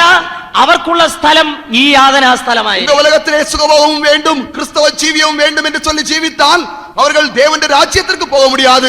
அவர்கள் இந்த வேதனை அனுபவிக்கிற இடத்திற்கு தான் போக முடியும். ഈ യാതനാ സ്ഥലത്ത് ചെല്ലുന്ന രണ്ടാമത്തെ കൂട്ടർ, இந்த വേദന അനുഭവിக்கிறதான இடத்திற்கு போகிற இரண்டாவது கூட்டத்தார் യെശയ്യാ പ്രവചനം 14-ാം അധ്യായത്തിൽ വായിക്കുന്നു. യേശയ്യാ 14-ാം അധികാരത്തിൽ വാസിக்கிறோம். നിന്റെ ആഡംബരവും വാദ്യഘോഷവും കീഴേ പാതാളത്തിലേക്ക് ഇറങ്ങിപ്പോയി. உன்னுடைய ஆடம்பரமும் உன்னுடைய மேளவாத்தியமும் உன்னை பாதாளத்திற்கு கொண்டு போயிற்று. 14-ാം അധ്യായം 12-ാം വാക്യത്തിൽ വായിക്കുന്നു. 14-ാം அதிகாரம் 12-ാം വചനം. ഒന്ന് വായിച്ച ആ വാക്യം മാത്രം ഒന്ന് വായിച്ചു വിട്ടേക്കാം. അതിന്റെ മുകളിലത്തെ വാക്യം 9 മുതലുള്ള വാക്യം. ആഡംബരവും വാദ്യങ്ങളിൽ മുഴക്കവും പാതാളത്തിൽ തള്ളുണ്ടു പോയിട്ട്. നിന്റെ ആഡംബരവും വാദ്യ സന്തോഷവും കീഴെ പാതാളത്തിലേക്ക് ഇറങ്ങിപ്പോയി. ഉന്റെ ആഡംബരവും ഉന്റെ വാദ്യങ്ങളും ഉന്റെ പാതാളത്തിലേക്ക് കൊണ്ടുപോയിട്ട് ഇന്ന് ആഡംബരത്തോടെ നടക്കുന്നവർ ശ്രദ്ധിക്കണേ. இன்றைக்கு ஆடம்பரத்தோடு கூட நடக்கிறவர்கள் இதை ஞாபகத்தில் வைத்துக் கொள்ள வேண்டும். ലേറ്റസ്റ്റ് ഫാഷനിലുള്ള വസ്ത്രം ധരിച്ചുകൊണ്ട് ലേറ്റസ്റ്റ് ഫാഷൻ மிக லேட்டஸ்ட் ஃபேஷன் அதாவது கடைசியாக வெளிவந்திருக்கிறதான அலங்காரத்தின்படி வஸ்திரம் தரிக்கிறவர்கள் മുഖമൊക്കെ വൈറ്റ് വാഷ് ചെയ്തിട്ട് முகத்திற்கு வெள்ளை அடிக்க வேண்டும். ആധുനികമായ പെർഫ്യൂം ഒക്കെ പൂശി நவீன உலகத்தில் இருக்கிறதான சென்ட் எல்லாம் அடிக்க வேண்டும். ചുണ്ടൊക്കെ പെയിന്റ് അടിച്ച് ചുണ്ട് உலகத்துக்கெல்லாம் சாயம் பூச வேண்டும். കൈകാലുകളുടെ നഖങ്ങൾ പെയിന്റ് പൂശി கைகால் இருக்கிற நகத்திற்கெல்லாம் சாயம் பூச வேண்டும். 4 പേര് കാണണമെന്നുള്ള ചിന്താഗതിയിൽ നടന്നു പോകുന്നവർ ചിന്തിക്കണം. 4 പേർ என்னை பார்க்க வேண்டும் என்கிறதான எண்ணத்தில் நடந்து போகிறவர்கள் இதை சிந்திக்க வேண்டும். കാതിലും കയ്യിലും കഴുത്തിലും ഒക്കെ അടിച്ചുരുട്ടി വളച്ചിട്ടുകൊണ്ട് നടക്കുന്നവർ ചിന്തിക്കണം. காதிலும் கையிலும் கழுத்திலும் நீங்கள் ஆபரணங்களை அணிந்து கொண்டு நடக்கிறவர்கள் சிந்திக்க வேண்டும். നിങ്ങൾ പോയി ചേരുന്ന സ്ഥലം ഏതാണെന്ന് അറിയാമോ? நீங்கள் போய் சேர போகிற இடம் எது என்று தெரியுமா? കീഴേ പാതാളത്തിലേക്ക് ഇറങ്ങിപ്പോയി. பூமியின் தாழ்விடங்கள் இருக்கிறதான பாதாளத்திற்கு இறங்கி போனார்கள். ദൈവത്തിന് സ്തോത്രം. தேவனுக்கு ஸ்தோத்திரம். അവിടെ ചെന്നാൽ നല്ല മനോഹരമായ ബെഡ് ഉണ്ട്. அங்கே நல்ல ஒரு படுக்கை உண்டு. എന്താണ് ബെഡ് എന്ന് അറിയാമോ? அது என்ன படுக்கை தெரியுமா? നിന്റെ കീഴേ പുഴുക്കളെ വിരിച്ചിരിക്കുന്നു. പുഴുക്കളുടെ പടുക്കയായിരിക്കും. സാധാരണ പുഴുക്കളല്ല. സാധാരണ പുഴുക്കൾ അല്ല. ഒരു തരം ചൊറിയുന്ന പുഴുണ്ടല്ലോ. അരിക്കുന്നതാണ് പുഴുക്കൾ ഇരിക്കുന്നതല്ല. അതിന്റെ ഒരു രോമം ദേഹത്ത് വീണാ മതി 24 മണിക്കൂർ നിർത്താതെ ചൊറിയ. അതിന്റെ அப்படிப்பட்டதான പുഴുക്കളുടെ ഒരു മുടി നമ്മുടെ ശരീരത്തിൽ പട്ടാൽ പോലും 24 മണി നേരം നിർത്താതെ ചൊറിഞ്ഞുകൊണ്ടേ இருப்பார்கள். അതുപോലെ ഒരു 50,000 പുഴുവിനെ കൊണ്ട് ഒരു ബെഡ് ഉണ്ടാക്കി. അതുപോലെ 50,000 പുഴുക്കളാൽ ഉണ്ടാன ഒരു പടുക്ക இருக்கும். ഈ മാന്യനായ മനുഷ്യനെ നിരത്തി അതിലോട്ട് കിടത്തി. இந்த ஐஸ்வர்யவானாയ മനുഷ്യനെ അതിൽ പടുക്ക வைத்தார்கள். കൃമികൾ കൊണ്ടൊരു പുതപ്പ്, പൂച്ചകൾ കൊണ്ടതാണ് ഒരു പോർവൈ. കാശ്മീർ ഷാൾ അല്ല, കൃമികൾ കൊണ്ടുള്ള പുതപ്പ്. കാശ്മീർ സാൽവയല്ല, പൂച്ചകളിലാൽ ഉണ്ടാന ഒരു പോർവൈ. കൃമികൾ എന്ന് പറഞ്ഞാൽ ചിലപ്പോൾ മനസ്സിലാകുകയില്ല, ഞാനൊന്ന് എക്സ്പ്ലെയിൻ ചെയ്യാം. പൂച്ചകൾ എന്ന് சொன்னால் ஒருவேளை உங்களுக்கு புரியாமல் இருக்கலாம், நான் அதை விளக்குகிறேன். ആധുനിക സെപ്റ്റിക് ടാങ്കിനകത്ത് കിടക്കുന്നതാ. இன்றைக்கு இருக்கிற நவீன செப்டிக் ടാങ്കിற்கு உள்ளே இருக்கிறதான பூச்சிகள். ഇതുപോലെ ഒരു 25,000 കൃമിയെ കൊണ്ടൊരു പുതപ്പുണ്ടാകും. ഇതുപോലെ ഒരു 25,000 പൂച്ചകളെ കൊണ്ട് ഒരു പോർവൈ ഉണ്ടാക്കുവാർ. ഇന്ന് അണിഞ്ഞൊരുങ്ങി നടക്കുന്നവരെയൊക്കെ കൊണ്ടുപോയി അവിടെ കിടത്താൻ പോവുക. இன்றைக்கு ஆடம்பரமாக நடக்கிற எல்லாவரையும் அங்கேதான் கொண்டு போய் படுக்க வைக்க போகிறார்கள். ദൈവത്തിന് സ്തോത്രം. தேவனுக்கு ஸ்தோத்திரம். ഈ കൃമി അങ്ങോട്ട് ശരീരത്തെ പൊതിയും. இந்த பூச்சிகள் ശരീരത്തെ മൂടും. കഠിനമായ വേദന നിമിത്തം വായൊന്ന് തുറന്ന് നിലവിളിക്കാമെന്ന് വിചാരിച്ചാൽ ഒരു 50 പുഴു അകത്തേക്ക് കയറും. மிகவும் வேதனையினால் வாயை திறந்து கூக்கரலிடலாம் என்று வாயை திறந்தால் ஒரு 50 புழுக்கள் வாய்க்குள்ளே போய்விடும். ഇന്നത്തെ ആഡംബര പ്രേമികൾ പോയി ചേരാൻ പോകുന്ന ഇടമാണ്. இன்றைக்கு ஆடம்பரமாய் ജീവിക്കുന്നവர்கள் போய் சேர போறான இடங்கள் ഇന്നത്തെ സിനിമാ നടന്മാർ, സിനിമാ നടിമാർ, இன்றைக்கு சினிமாவில் நடிக்கிறவர்கள், ഇന്നത്തെ ഡാൻസ് താരങ്ങൾ, നർത്തകിമാർ, இன்றைக்கு நடனம் பண்ணுகிறவர்கள், അവരെല്ലാം പോയി ചെന്ന് ചേരുന്ന ഇടമാണ്. அவர்கள் போய் சேர போறது இந்த இடம்தான். നമുക്ക് മുമ്പേ പോയിട്ടുള്ളവരൊക്കെ അവിടെ പോയി കിടപ്പുണ്ട്. ஏற்கனவே போனவர்கள் எல்லாரும் அங்கே போய் படுத்திருக்கிறார்கள். ആകാശവും ഭൂമിയും മാറ്റപ്പെടുന്നവരെ അവിടെ കിടക്കും. வானமும் பூமியும் அழிந்து போகும் வரைக்கும் அங்கே படுத்திருக்க வேண்டும். ഈ പ്രപഞ്ചം മാറ്റപ്പെട്ടതിന് ശേഷം ഇവരെ പൊക്കി വെള്ളസിംഹാസനത്തിന് മുൻപാകെ നിർത്തും. இந்த பூமி அழிந்து போனதற்கு பிறகுதான் அவர்களை தூக்கி பிடித்து வெள்ளை சிங்காசனத்துக்கு முன்பதாக கொண்டு வருவார்கள். സഹോദര, ഇന്ന് മാനസാന്തരപ്പെട്ടോണം കേട്ടോ. സഹോദരനെ, ഇன்றைக்கே നീ മനം തിരുമ്പി വിട്. സഹോദരി, ഇന്ന് മാനസാന്തരപ്പെടണം നീ. സഹോദരി, ഇன்றைக்கே നീ മനം തിരുമ്പി വിട്. നിന്റെ ആഡംബര പ്രേമം ഇന്ന് വലിച്ചെറിയണം. നിന്റെ ആഡംബരത്തിന്മേലുള്ള നിന്റെ സ്നേഹത്തെ നീ ഇன்றைக்கே എടുത്ത് എറിഞ്ഞു വിട്. നിന്റെ ആഭരണ പ്രേമം ഇന്ന് ഉപേക്ഷിക്കണം. നിന്റെ നഗൈകളിന്മേൽ ഇരിക്കുന്നതാണ് നിന്റെ പ്രിയത്തെ ഇன்றைக்கே വിട്ടുവിട്. നിന്റെ ശരീരവും ആത്മാവും പ്രാണനും പരിശുദ്ധത്തിന് വേണ്ടി സമർപ്പിക്കണം. നിന്റെ ആത്മ ശരീരത്തെ നീ പരിശുദ്ധത്തിനായി ഒപ്പുകൊടുക്ക வேண்டும். ഒരു പരിശുദ്ധ ജീവിതം നീ ആഗ്രഹിക്കണം. ഒരു പരിശുദ്ധ ജീവിതത്തെ നീ ചെയ്യ வேண்டும். ആഗ്രഹിക്കുന്നവർ കൈപൊക്കിയവർ ഹല്ലേലൂയ പറഞ്ഞാട്ടെ. ഹല്ലേലൂയ. സഹോദരിമാരുടെ ഇടയ്ക്ക് കൈയുടെ എണ്ണം കുറവാണെന്ന് തോന്നുന്നു. സഹോദരിമാരുടെ ഇടയിലെ കൈകൾ അനേക കൈകൾ ഉയരതല്ലേ. ആഗ്രഹമുള്ളവർ കൈപൊക്കിയാട്ടെ. ഇപ്പോഴും ഊരണ്ട, നാളെ ഊരിയാ മതി. കൈപൊക്കിയവർ ഹല്ലേലൂയ പറഞ്ഞാട്ടെ. பரிசுத்தமுள்ளவர்கள், பரிசுத்தமாய் ஜீவிக்க விரும்புகிறவர்கள் கைகளை உயர்த்தினால் போதும். இன்றைக்கே உங்களுடைய நகைகளை கலட்ட வேண்டாம், தீர்மானத்தோடு நாளை கழட்டி கொண்டால் போதும். அப்படிப்பட்டவர்கள் கைகளை உயர்த்தி அல்லேலூயா சொல்லுங்கள். ഹല്ലേലൂയ சொல்லுவோம். ദൈവത്തിന് മഹത്വം ഉണ്ടാകട്ടെ. മഹിമ ഉണ്ടാവதாக. നിങ്ങൾ നിത്യ തീപ്പൊയ്കയിൽ ചെന്ന് അകപ്പെടരുത്. നിങ്ങൾ നിത്യ അഗ്നിക്കടലിലെ പോയി ചേര വേണ്ടാം. ദൈവത്തിന് സ്തോത്രം. தேவனுக்கு ஸ்தோத்திரம். ഒരു നിത്യമായ ഭവനമുണ്ട്. ஒரு நித்திய வீடு உண்டு. ആ നിത്യ ഭവനത്തെ രണ്ടായി തിരിക്കുന്നു എന്ന് ഞാൻ ഇന്നലെ പറഞ്ഞല്ലോ. நேற்றே நான் சொன்னேன், இந்த நித்திய வீட்டை இரண்டாய் பிரிக்கிறார்கள். ഒന്ന് നിത്യ നരകം. ஒன்று நித்திய நரகம். ദൈവത്തിന് സ്തോത്രം. தேவனுக்கு ஸ்தோத்திரம். സകല പാപികളും പിന്മാറ്റക്കാരും അവിടെ പോയി ചേരുന്നു. எல்லா பாவிகளும் பின்மாற்றக்காரர்களும் அங்கே போய் ഈ சேருகிறார்கள். നരകം മനുഷ്യന് വേണ്ടി ഒരുക്കിയതല്ല. இந்த நரகம் மனுஷனுக்காய் உண்டாக்கப்பட்டது அல்ல. മത്തായിയുടെ സുവിശേഷം 25:41 വായിക്കുന്നു. மத்தேயு 25:41 வாசிக்கிறோம். ഇത് പിശാചിന് വേണ്ടി ഒരുക്കപ്പെട്ടതാണ്. இது பிசாசுக்காய் ஆயத்தம் பண்ணப்பட்ட இடம். പിശാചിനും അവന്റെ കൂട്ടർക്കും വേണ്ടി ഒരുക്കപ്പെട്ടത്. பிசாசுக்காகவும் அந்த தூதர்களுக்காக உண்டாக்கப்பட்டதான இடம். അതിന് നൽകിയിരിക്കുന്ന പേര് നിത്യ അഗ്നി എന്നാണ്. அதற்கு கொடுக்கப்பட்டதான பெயர் நித்திய அக்கினி என்பதுதான். മത്തായി 25:41 ഇതിനെ നിത്യ അഗ്നി എന്ന് വായിക്കുന്നു. மத்தேயு 25:41 இது நித்திய அக்கினி என்று வாசிக்கிறோம். ഒരു ദിവസം കൊണ്ട് ഇത് തീരുകയില്ല.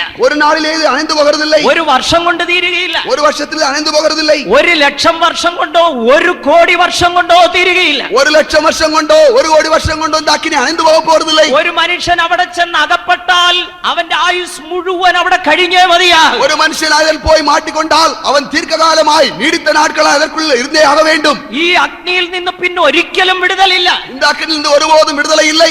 അവിടെ കാണുവാൻ കണ്ണും കേൾക്കുവാൻ ചെവിയും ഉണ്ടായിരിക്കും. அங்கே காண்பதற்கு கண்களும் கேட்பதற்கு காதும் உண்டாயிருக்கும். സംസാരിപ്പാൻ നാവുണ്ടായിരിക്കും. அங்கே பேசும்படியாய் நாக்கு உண்டாயிருக்கும். സുഖ ദുഃഖങ്ങൾ അനുഭവിപ്പാൻ ശരീരമുണ്ടായിരിക്കും. அன்றைக்கு சுகதுக்கங்களை அனுபவிக்கும்படியாய் சரீரம் உண்டாயிருக்கும். തിരിച്ചറിയുവാൻ ചിന്താമണ്ഡലം ഉണ്ടായിരിക്കും. அன்றைக்கு பகுத்தறியும்படியான சிந்திக்கிற பகுதி உண்டாயிருக்கும். ഭർത്താവും ഭാര്യയും നരകത്തിൽ ചെന്നാൽ ഭാര്യയ്ക്ക് ഭർത്താവിനെയും ഭർത്താവിന് ഭാര്യയും തിരിച്ചറിയാം. புருஷனும் மனைவியும் நரகத்தில் போனால் மனைவியை புருஷனுக்கு காண முடியும், புருஷனுக்கு மனைவியை கண்டுபிடிக்க முடியும். രണ്ടുപേരും രക്ഷിക്കപ്പെട്ടില്ലെങ്കിൽ രണ്ടുപേർക്കും അടുത്തടുത്ത് കിടന്ന് നിലവിളിക്കാം. അവിടെ ரெண்டு பேரும் ரட்சிக்கப்படாவிட்டால் பக்கத்தில் பக்கத்திலே படுத்து நரகத்திலே கூக்குரலிடுவார்கள். എല്ലാവരെയും തമ്മിൽ തിരിച്ചറിയുവാൻ ചിന്താമണ്ഡലത്തോടുകൂടി எல்லாவற்றையும் சிந்திக்கிற அனுபவத்தோடு கூட கண்டுகொள்ள முடியும். ഭയങ്കരമായ അഗ്നിയിൽ വേദന അനുഭവിക്കേണ്ടി വരും. பயங்கரமான அக்னியிலே வேதனைப்பட வேண்டி வரும். ദൈവത്തിന് സ്തോത്രം. தேவனுக்கு ஸ்தோத்திரம். നിത്യാഗ്നിയിൽ 4000 ഡിഗ്രി അല്ല.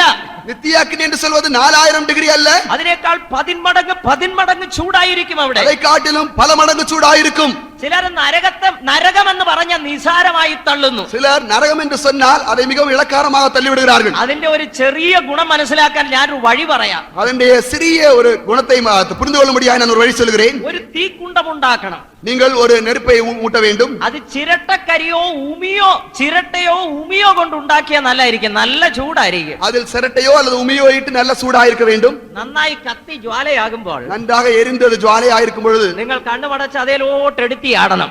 நீங்கள் கண்களை அடைத்து அதில் குதிக்க வேண்டும். ഒരു 5 മിനിറ്റ് അതിനകത്ത് നിന്നിട്ട് അതിന്റെ സുഖം മനസ്സിലാക്കണം. ஒரு 5 நிமிடம் அதில் இருந்து அந்த சுகத்தை விளங்கிக் கொள்ள வேண்டும். പിന്നെ നരകത്തിൽ പോണോ വേണ്ടായോ എന്നൊന്ന് തീരുമാനിക്കണം. நரகத்துக்கு போக வேண்டுமா வேண்டாமா என்பதை தீர்மானித்துக் ഇത് கொள்ளுங்கள். നിത്യ അഗ്നിയാണ് പ്രിയമുള്ളവരെ. இது நித்திய அக்கினி அருமையானவர்களே. മത്തായിയുടെ സുവിശേഷം 25:46 വായിക്കുന്നു. மத்தேயு 25:46 வாசிக்கிறோம். ഇത് നിത്യ ദണ്ഡനമാണ്. இது നിത്യ ദണ്ഡനം, நித்திய ஆக்கினை. ദൈവത്തിന് സ്തോത്രം. தேவனுக்கு ஸ்தோத்திரம். മലയാളത്തിൽ ദണ്ഡനം എന്നാ പറഞ്ഞിരിക്കുന്നത്. ദണ്ഡനം ഇടിക്കുക. மலையாளத்தில் அங்க இடிக்கிற ஒரு அனுபவத்தை தான் சொல்லப்பட்டிருக்கிறது. അവിടെ ചെന്ന് കിടക്കുന്നവരൊന്നും പരിശുദ്ധപ്പെട്ടവരല്ലല്ലോ. அங்கே போய் இருக்கிறவர்கள் பரிசுத்தப்பட்டவர்கள் இல்லை அல்லவா? ഈ തീജ്വാലയിൽ കിടക്കുമ്പോൾ അതിന്റെ പ്രയാസം, அக்கினியிலே கிடக்கும்போது அதனால் வரும் வேதனை, ഈ പുഴുക്കളും കൃമികളും എല്ലാം കൂടെ പുതയ്ക്കുമ്പോൾ അതിനാലുള്ള പ്രയാസം, புழுக்களும் பூச்சிகளும் மூடும் பொழுது அதனால் உள்ள கஷ்டம், ഇല്ലാത്ത ഇറിറ്റേഷൻ എല്ലാം അപ്പോഴും ഉണ്ടാകും. எல்லா விதமான எரிச்சலும் அங்கே உண்டாகும். അപ്പോൾ അടുത്ത് കിടക്കുന്നവന് ഇതേ ഇറിറ്റേഷൻ. அப்பொழுது பக்கத்தில் இருக்கிறவர்களுக்கும் இதே எரிச்சல் தான். ഇവർ രണ്ടുപേരും കൂടെ അങ്ങോട്ടും ഇങ്ങോട്ടും ഇടിച്ചോളും കിടക്കും. இவர்கள் ரெண்டு பேரும் ஒருவரை இடிக்க ஆரம்பித்து விடுவார்கள். പരിശുദ്ധപ്പെടാത്തവർ തമ്മിൽ ഉപദ്രവിച്ചോളും. பரிசுத்தப்படாதவர்கள் ஒருவரை உபத்திரவப்படுத்திக் கொள்வார்கள். അന്യോന്യം ഇടിച്ചും ஒருவரை இடித்தும் തമ്മിൽ കടിച്ചും தம்மில் கடித்தும் തമ്മിൽ മാന്തി കീറിയും தம்மில் ஒருவரை பீரியும் അങ്ങോട്ടും ഇങ്ങോട്ടും കടിച്ചു കീറിയും அங்குமிங்குமாக கடித்து கீரியும் നിലവിളിച്ചും കരഞ്ഞും அவர்கள் கூக்குரலிட்டும் அழுதும் ജീവപര്യന്തം അവിടെ കിടക്കേണ്ടി വരും. காலாகாலத்திற்கு அங்கே இருக்க வேண்டி வரும். നരകത്തിൽ പോണോന്ന് ആഗ്രഹമുള്ളവർ കൈപൊക്കിക്കേ. நரகத்திற்கு போக விருப்பமுள்ளவர்கள் கைகளை உயர்த்துங்கள். അയ്യോ ആരുമില്ലല്ലോ, இங்கே யாரும் இல்லை. ദൈവത്തിന് സ്തോത്രം. தேவனுக்கு ஸ்தோத்திரம். ആഗ്രഹമില്ലെങ്കിലും പലരും അവിടെ പോകാൻ ടിക്കറ്റ് എടുത്ത് കാത്തിരിക്കുക. விருப்பம் இல்லாவிட்டாலும் பலரும் அங்கே போவதற்கு டிக்கெட் எடுத்து காத்திருக்கிறார்கள். ഈ മീറ്റിംഗിന്റെ അവസാനത്തിൽ ഒന്ന് നോക്കണം ടിക്കറ്റ് ഏതാന്ന് കയ്യിലിരിക്കുന്നത്. இந்த கூட்டங்களின் கடைசியிலே உங்கள் கையில் இருக்கிறதான டிக்கெட் எது என்று நீங்கள் பார்க்க வேண்டும். നരകത്തിലേക്കുള്ള ടിക്കറ്റ് ആണെങ്കിൽ ഇന്ന് മാറ്റി വേറെ ടിക്കറ്റ് റിസർവ് ചെയ്യാൻ ഇടയാകട്ടെ. எங்கே உள்ள இடத்திற்குள்ள டிக்கெட் என்கிறதை கண்டுபிடித்து சரியான இடத்திற்கு நீங்கள் உங்கள் டிக்கெட் டிக்கெட்டை பதிவு செய்து கொள்ளுங்கள். മർക്കോസിന്റെ സുവിശേഷം 3:29 വായിക്കുന്നു.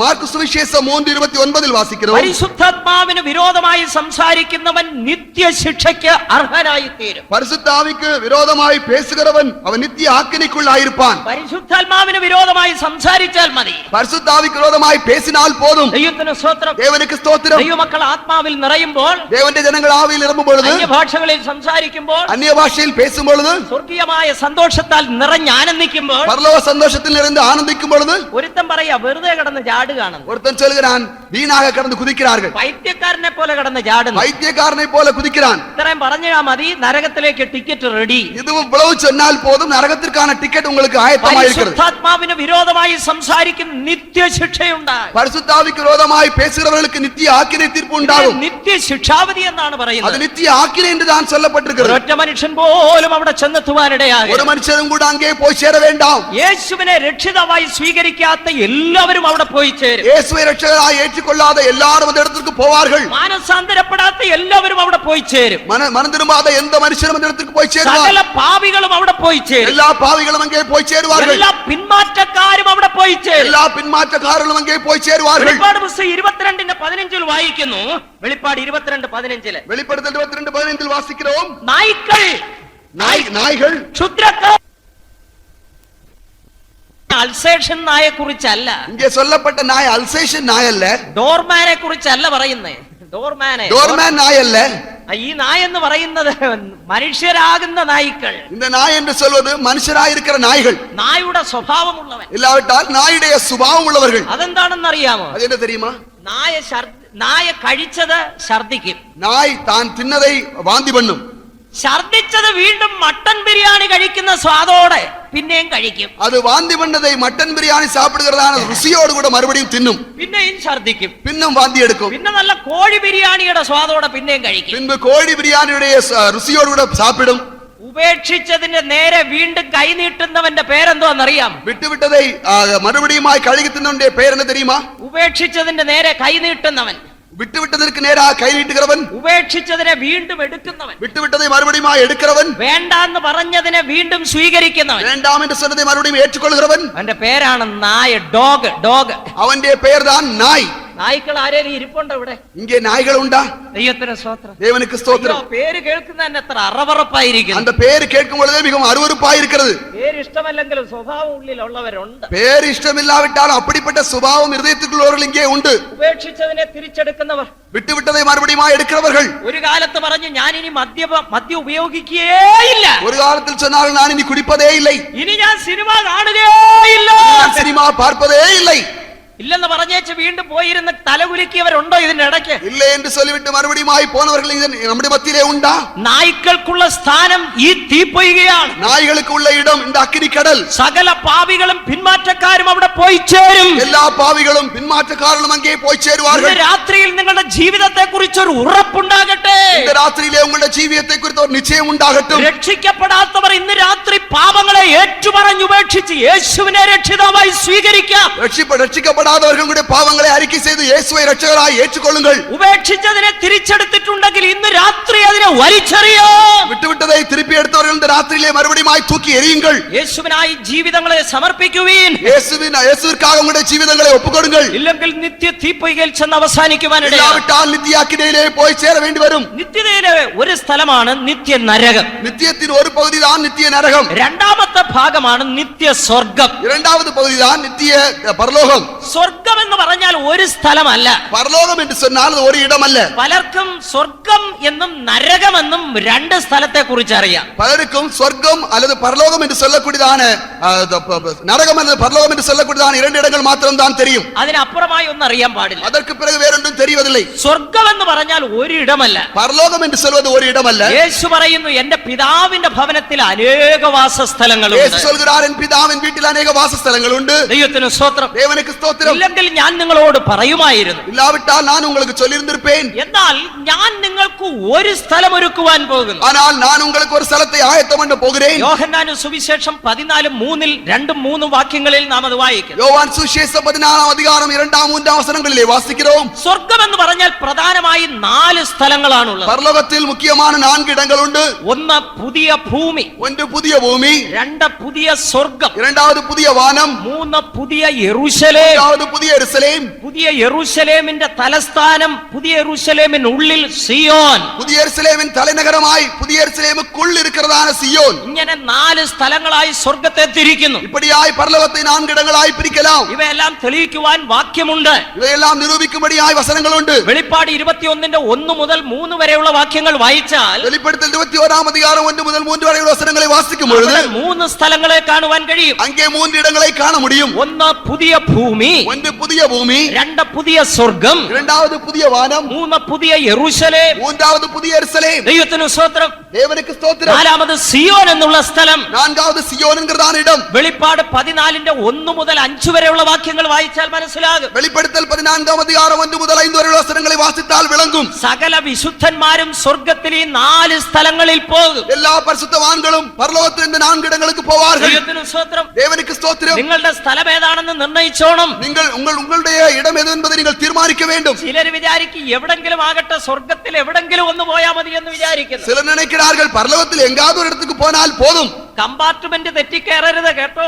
உங்களுடைய இடத்தை மாறி நீங்கள் ஏறிவிட வேண்டாம். നമ്മുടെ ഒരു ദൈവദാസന്, ഒരു സുവിശേഷ വേലക്കാരന് ഒരു അബദ്ധം പറ്റി. நம்முடைய ஒரு ஊழியக்காரருக்கு ஒரு தவறு நேர்ந்தது. അദ്ദേഹം ഒരിക്കൽ ട്രെയിൻ യാത്ര ചെയ്യുവാൻ റെയിൽവേ സ്റ്റേഷനിൽ ചെന്നു. ஒருமுறை அவர் ட்ரெயினிலே பிரயாணம் செய்யும்படியாக ரயில்வே ஸ்டேஷன் போனார். തന്റെ കയ്യിൽ ഒരു ബാഗ് ഉണ്ട്, அவருடைய கையில ஒரு பேக் இருக்கு, തോളിൽ ഒരു ബാഗ് ഉണ്ട്, தோளில் ஒரு பேக் உண்டு, ഒരു കയ്യിൽ ഗിത്താർ ഉണ്ട്. மற்ற கையிலே கிட்டார் இருக்கிறது. ഒരു പാട്ടുകാരനായിരുന്നു. அவர் നன்கு പാട്ട് പാടുகிறவர். ഇവിടെ കൺവെൻഷൻ അറ്റൻഡ് ചെയ്യാൻ പോവുകയാണ്. ஒரு കൺവെൻഷனுக்காக போகிறான். റെയിൽവേ സ്റ്റേഷനിൽ ചെന്നു. ரயில்வே ஸ்டேஷனுக்கு போனார். ട്രെയിൻ അല്പം ലേറ്റ് എന്ന് കേട്ടു. ட்ரெயின் கொஞ்சம் லேட் என்று கேள்விப்பட்டார். ചാരുബെഞ്ചിലോട്ടൊന്ന് ഇരുന്ന് ഉറങ്ങിപ്പോയി. அங்கே நாற்காலியிலே இருந்து உறங்கினார். ട്രെയിൻ വന്ന് നിന്നു. ட்ரெயின் வந்து நின்றது. ഞെട്ടി എഴുന്നേറ്റു. அவர் சடதியாக எழும்பினார். കണ്ട കമ്പാർട്ട്മെന്റിലേക്ക് ചാടി അങ്ങ് കയറി. அவர் കണ്ണിலே കണ്ടதான കമ്പാർട്ട്മെന്റിലെ ஏறிவிட்டார். അബദ്ധവശാൽ ചെന്ന് കയറിയത് ലേഡീസ് കോച്ചിലായിരുന്നു. அவர் சென்று ஏறினது லேடீஸ் கம்பார்ட்மெண்டில். പോലീസുകാരൻ അവിടെ നിന്ന് പിടിച്ചൊരു തള്ളു വെളിയിലോട്ട് കൊടുത്തു. அங்கே இருந்த போலீஸ்காரன் பிடித்து வெளியே தள்ளினான். അവിടുന്ന് ധൃതിയിൽ ഓടിക്കേറി മറ്റൊരു കമ്പാർട്ട്മെന്റിൽ. அங்கிருந்து அவசரத்திலே வேறொரு கம்பார்ட்மெண்ட்ல ஏறினார். അത് മിലിറ്ററി കോച്ചായിരുന്നു. அது மிலிட்டரி கோச். പട്ടാളക്കാർ മീശ പിരിച്ചുകൊണ്ട് നിൽക്കുന്നവിടെ. அங்கே பட்டாளக்காரர்கள் மீசையை முறுக்கி கொண்டிருக்கிறார்கள். അവിടുന്ന് വെളിയിൽ ചാടേണ്ടി വന്നു. அங்கிருந்து குதிக்க வேண்டி வந்தது. അവിടുന്ന് അടുത്ത കോച്ചിൽ കയറി. அங்கிருந்து வேறொரு கம்பார்ட்மெண்ட்ல ஏறினார். അത് AC കോച്ചാണ്. പുള്ളിയുടെ സീറ്റ് അവിടെ അല്ല. அது ஏசி கோச் ஆயிருந்தபடினால் அங்கேயும் சீட் இல்லை. TTR പറഞ്ഞു, ഇത് AC കോച്ചാണ്, നിങ്ങളുടെ സീറ്റ് എയർ കണ്ടീഷൻ കോച്ചിലാണോ എന്ന് ചോദിച്ചു. அங்கே இருந்தாலும் TTR கேட்டார், இது ஏசி கம்பார்ட்மெண்ட் ஆனபடினால் உங்களுக்கு இதில் ரிசர்வேஷன் உண்டா என்று கேட்டார். അയ്യോ അല്ലല്ല, സെക്കൻഡ് ക്ലാസ് ആണെന്ന്. இது அல்ல, 2ஆம் வகுப்பு தான் என்று சொன்னார். അവിടെ ഇവിടെ നോക്കിക്കൊണ്ടിരുന്നപ്പോഴത്തേക്ക് ട്രെയിൻ യാത്രയായി. அங்கே இங்கேயும் பார்த்து கொண்டிருந்த பொழுது ட்ரெயின் இந்த இடத்தை விட்டு போய்விட்டது. ദൈവത്തിന് സ്തോത്രം. தேவனுக்கு ஸ்தோத்திரம். നിങ്ങളുടെ സീറ്റ് എവിടാണെന്ന്, നിങ്ങളുടെ കമ്പാർട്ട്മെന്റ് ഏതാണെന്ന് ഇപ്പോഴേ കൺഫേം ചെയ്തോണം. உங்களுடைய இடம் நித்தியத்திலே எது என்கிறதை இப்பொழுதே உறுதிப்படுத்திக் கொள்ள வேண்டும். എവിടെങ്കിലും പോയി കയറാമെന്ന് വിചാരിച്ചാൽ നടക്കുകയില്ല. எங்காவது போய் ஏறிவிடலாம் என்று நினைத்தால் முடியாது. ദൈവത്തിന് സ്തോത്രം. தேவனுக்கு ஸ்தோத்திரம். ഓരോരുത്തർക്കും ഓരോ സ്ഥലമുണ്ട്. ஒவ்வொருவருக்கும் ஒரு இடம் உண்டு. അപ്പൊ ചോദിക്കും, സ്വർഗ്ഗത്തിൽ സ്ഥാന വ്യത്യാസമോ? அப்படியானால் பரலோகத்திலே ஒவ்வொரு ஸ்தானத்திலும் வித்தியாசம் உண்டா? വിശുദ്ധന്മാരുടെ നിലയ്ക്കേറ്റവണ്ണം സ്ഥാന വ്യത്യാസമുണ്ട്. பரிசுத்தவான்களின் நிலவரத்துக்கு ஏற்றபடி ஸ்தானத்திலே வித்தியாசம் உண்டு. അങ്ങനെ വ്യത്യാസം കാണിച്ചാൽ ദൈവം നീതിമാനോ? அப்படி வித்தியாசம் காண்பித்தால் தேவன் நீதி உள்ளவரா? ദൈവം നീതിമാൻ ആയതുകൊണ്ടാണ് ഈ സ്ഥാന വ്യത്യാസം നൽകുന്നത്. தேவன் நீதிமான் ஆயிருக்கிறபடினால் தான் ஸ்தானத்திலே வித்தியாசம் கொடுக்கிறார். ഒരുവൻ ഈ ലോകത്തിൽ ജീവിക്കുമ്പോൾ വിശുദ്ധിയുടെ അളവ് പ്രാപിച്ചതിന് ഒത്തവണ്ണം ஒவ்வொருவரும் இந்த உலகத்திலே ஜீவிக்கும் பொழுது பரிசுத்தத்தில் எந்த அளவு வளர்ந்திருக்கிறார்களோ അവൻ പ്രാപിച്ച ജീവിത അളവിന് ഒത്തവണ്ണം, அவன் பெற்றுக்கொண்டதான ஜீவிதத்தின் அளவிற்கு ஏற்றபடி, അവൻ ദൈവത്തിന്റെ കൽപ്പന അനുസരിച്ചതിന് ഒത്തവണ്ണം, அவன் தேவனுடைய கற்பனைகளுக்கு கீழ்ப்படுந்ததை ஒத்தவண்ணம், അവനായിരുന്ന കാലഘട്ടത്തിന് ഒത്തവണ്ണം, அவன் இருந்த காலத்திற்கு ஏற்றபடி സ്വർഗ്ഗത്തിൽ സ്ഥാന വ്യത്യാസമുണ്ട് പ്രിയമുള്ളവരെ. பரலோகத்திலும் கூட ஸ்தானங்களிலே வித்தியாசம் உண்டு பிரியமானவர்களே. ദൈവത്തിന് സ്തോത്രം. தேவனுக்கு ஸ்தோத்திரம். ഇന്നത്തെ നിയമസഭയെ നോക്കിയാലും ആ സ്ഥാന വ്യത്യാസം കാണാം. இன்றைக்கு இருக்கிறதான നിയമസഭ അസംബ്ലി, இன்றைக்கு இருக்கிறதான சட்டசபையிலும் அப்படிப்பட்டதான ஒரு ஸ்தான வித்தியாசம் உண்டு. ദൈവത്തിന് സ്തോത്രം. தேவனுக்கு ஸ்தோத்திரம். പൊതുവിൽ പറഞ്ഞാൽ എല്ലാം കൂടെ ചേർന്ന അസംബ്ലി എന്ന് പറയും. பொதுவாகவே எல்லாரும் சேர்ந்திருக்கிற இடத்தை சட்டசபை என்று சொல்வார்கள். അകത്ത് കയറി നോക്കിയാൽ സീറ്റുകൾ നിരത്തി ഇട്ടിട്ടുണ്ട്. உள்ளே போய் பார்த்தால் அங்கே பல சீட்டுகள் இருக்கும். അതിൽ സ്പീക്കർക്ക് ഒരു സീറ്റ് ഉണ്ട്. அதிலே சபாநாயகருக்கு ஒரு சீட் இருக்கும். സ്പീക്കറുടെ സീറ്റിലെ സാധാ MLA കയറിയിരുന്ന കഴുത്തിന് പിടിച്ച് പുറത്തു കളയും. சபாநாயகருடைய இருக்கையிலே சாதாரண ஒரு MLA ஏறி உட்கார்ந்தால் கழுத்தை பிடித்து வெளியே தள்ளுவார்கள். ദൈവത്തിന് സ്തോത്രം. സ്തോത്രം. தேவனுக்கு ஸ்தோத்திரம். ചീഫ് മിനിസ്റ്റർക്ക് ഇരിക്കാൻ ഒരു സ്ഥലമുണ്ട്. முதல் மந்திரிக்கு இருக்க ஒரு இடம் உண்டு. ആദ്യം ചീഫ് മിനിസ്റ്റർ, முதலாவது முதல் மந்திரி, അത് കഴിഞ്ഞ അതിനുശേഷം ആഭ്യന്തര വകുപ്പ് മന്ത്രി, அதற்கு பிறகு கேபினட் மந்திரிகள், അതിനുശേഷമായി വ്യവസായ വകുപ്പ് മന്ത്രി, വ്യവസായ വകുപ്പ്, அதற்கு பிறகு தொழில் சம்பந்தப்பட்ட மந்திரிகள். ഇങ്ങനെ ഓരോ മന്ത്രികളും അവരവരുടെ നിലയ്ക്ക് ഒത്തവണ്ണമായിരിക്കും. இங்கே ஒவ்வொரு மந்திரிகளும் அவருடைய நிலவரத்துக்கு ஏற்றவாறு இருப்பார்கள். അതിനുശേഷം ഒരു സൈഡിൽ ഭരണകക്ഷിയിലെ എംഎൽഎമാർ, அதற்கு பிறகு ஒரு பக்கம் ஆளுங்கட்சியை சேர்ந்த எம்எல்ஏக்கள், മറുവശത്ത് പ്രതിപക്ഷ എംഎൽഎമാർ, இனி ஒரு பக்கத்தில் எதிர்க்கட்சி எம்எல்ஏக்கள், ഇവയ്ക്ക് പുറകിൽ പത്ര റിപ്പോർട്ടർമാർ, இதற்கு பிறகு பத்திரிகை நிருபர்கள். ഓരോരുത്തർക്കും സീറ്റുകൾ നിർണയിച്ചിട്ടുണ്ട്, അവിടെ കയറി ഇരിക്കാൻ പറ്റൂ. ஒவ்வொருவருக்கும் நிர்ணயிக்கப்பட்ட அந்த இடத்தில் தான் உட்கார முடியும். ഈ ഭൂമിയിലെ നിയമസഭ ഇങ്ങനാണെങ്കിൽ സ്വർഗത്തിലെ നിയമസഭ എന്താ, ഒരു ക്രമവും ഇല്ലെന്നാണോ? பூமியில் இருக்கிறதான சட்டசபைக்கு இப்படிப்பட்ட ஒரு ஒழுங்கு இருக்குமானால் பரலோகத்தில் இருக்கிறதான அந்த சட்டசபைக்கு எவ்வளவு ஒழுங்கு இருக்கும்? ഓരോരുത്തർക്കും സ്ഥാനം നിർണയിച്ചിട്ടുണ്ട്. ஒவ்வொருவருக்கும் ஒரு ஸ்தானம் குறிக்கப்பட்டிருக்கிறது. നിങ്ങളുടെ സ്ഥാനം ഏതാണെന്ന് നിർണയിച്ചുകൊള്ളയാണ്. உங்களுடைய ஸ்தானம் எது என்பதை நீங்கள் தீர்மானித்துக் கொள்ள ഞാൻ வேண்டும். മുമ്പേ പറഞ്ഞല്ലോ, പ്രധാനമായി 4 സ്ഥലങ്ങൾ. நான் ஏற்கனவே சொன்னேன், முக்கியமாய் 4 இடங்கள். പുതിയ ഭൂമി, புதிய பூமி, പുതിയ സ്വർഗം, புதிய வானம், പുതിയ യെരൂശലേം, புதிய எருசலேம், പുതിയ യെരൂശലേമിന് ഉള്ളിൽ സിയോൻ. புதிய எருசலேமுக்குள்ளாக சியோன். ദൈവത്തിന് സ്തോത്രം. தேவனுக்கு ஸ்தோத்திரம். പ്രധാനമായും തിരിച്ചാൽ 3. முக்கியமாய் பிரித்தால் 3 இடங்கள். പുതിയ ഭൂമി, புதிய பூமி, പുതിയ സ്വർഗം, புதிய வானம், പുതിയ യെരൂശലേം. புதிய எருசலேம். ഇത് മനസ്സിലാകണമെങ്കിൽ സമാഗമന കൂടാരത്തെ കുറിച്ച് പഠിക്കണം. இதை விளங்கிக் கொள்ள வேண்டும் என்று சொன்னால் ஆசரிப்பு கூடாரத்தை படிக்க வேண்டும். സ്വർഗത്തിന് നിഴലും ദൃഷ്ടാന്തവുമായ ദേവാലയം, பரலோகத்திற்கு நிழலாய் அடையாளமாய் இருக்கிறதான மாதிரியாய் இருக்கிறதான தேவாலயம். അതിന് 3 സ്ഥലങ്ങളുണ്ട്. அதில் 3 இடங்கள் உண்டு. ഒന്ന് പ്രാകാരം, ஒன்று பிரகாரம், 100 മുഴം നീളവും 50 മുഴം വീതിയും, அது 100 முழ நீளமும் 50 முழ அகலமும் உள்ள இடம். 5 മുഴം ഉയരമുള്ള പ്രാകാരം. 5 முழ உயரமுள்ளதான பிரகாரம். ദൈവത്തിന് സ്തോത്രം. தேவனுக்கு ஸ்தோத்திரம். വെള്ള തിരശ്ശീല കൊണ്ട് തിരിച്ചിരിക്കുകയാണ്. அது வெள்ளை திரைச்சீலினால் பிரிக்கப்பட்டிருக்கிறது. അടുത്തതായി തിരുനിവാസം എന്ന് പറയുന്ന ഒരു സ്ഥലമുണ്ട്. அதற்கு பிறகு பரிசுத்த ஸ்தலம் என்கிறதான இடம் உண்டு. പ്രാകാരത്തിന്റെ കിഴക്കേ അറ്റത്ത് பிரகாரத்தின் கிழக்கு மூலையிலே 30 അടി നീളം, 30 அடி நீளமும் 10 അടി വീതി, 10 அடி அகலமும் 10 അടി ഉയരമുള്ള 10 அடி உயரமுள்ளதான 48 പലകകൾ നിവരെ നിർത്തി 48 பலகைகள் நிறுத்தப்பட்டிருக்கிற 4 വിധ മൂടുവിരി കൊണ്ടിട്ട് മൂടിയിരിക്കുന്ന തിരുനിവാസം. 4 விதமான மூடுதிரைகளினால் மூடப்பட்டிருக்கிறதான ஒரு ஆசரிப்பு கூடாரம். അതിനകത്ത് 2ആയി തിരിച്ചിരിക്കുന്നു. அதை 2ஆய் உள்ளே பிரிக்கப்பட்டிருக்கிறது. പരിശുദ്ധ സ്ഥലം, അതിവിശുദ്ധ സ്ഥലം. பரிசுத்த ஸ்தலம், மகாபரிசுத்த ஸ்தலம். ഈ പ്രാകാരം എന്ന് പറയുന്ന ഒരു മുറ്റം പോലെയാണ്. இந்த பிரகாரம் என்று சொல்வது வீடுகளில் இருக்கிறதான ஒரு முற்றத்தை போல. അടുത്ത സ്ഥലമാണ് പരിശുദ്ധ സ്ഥലം. அதற்கு அடுத்த இடம் தான் பரிசுத்த ஸ்தலம். അതിനടുത്ത സ്ഥലം മോസ്റ്റ് ഹോളി പ്ലേസ്, അതിവിശുദ്ധ സ്ഥലം. அதற்கு அடுத்த இடம் மகாபரிசுத்த ஸ்தலம். എല്ലാവർക്കും എല്ലായിടത്തും പ്രവേശിപ്പാൻ കഴിയില്ല. எல்லாரும் எல்லா இடத்திலும் போக முடியாது. ദൈവത്തിന് സ്തോത്രം. தேவனுக்கு ஸ்தோத்திரம். പ്രാകാരത്തിൽ ഒരു സാധാരണ ഇസ്രായേലിന് വരാം.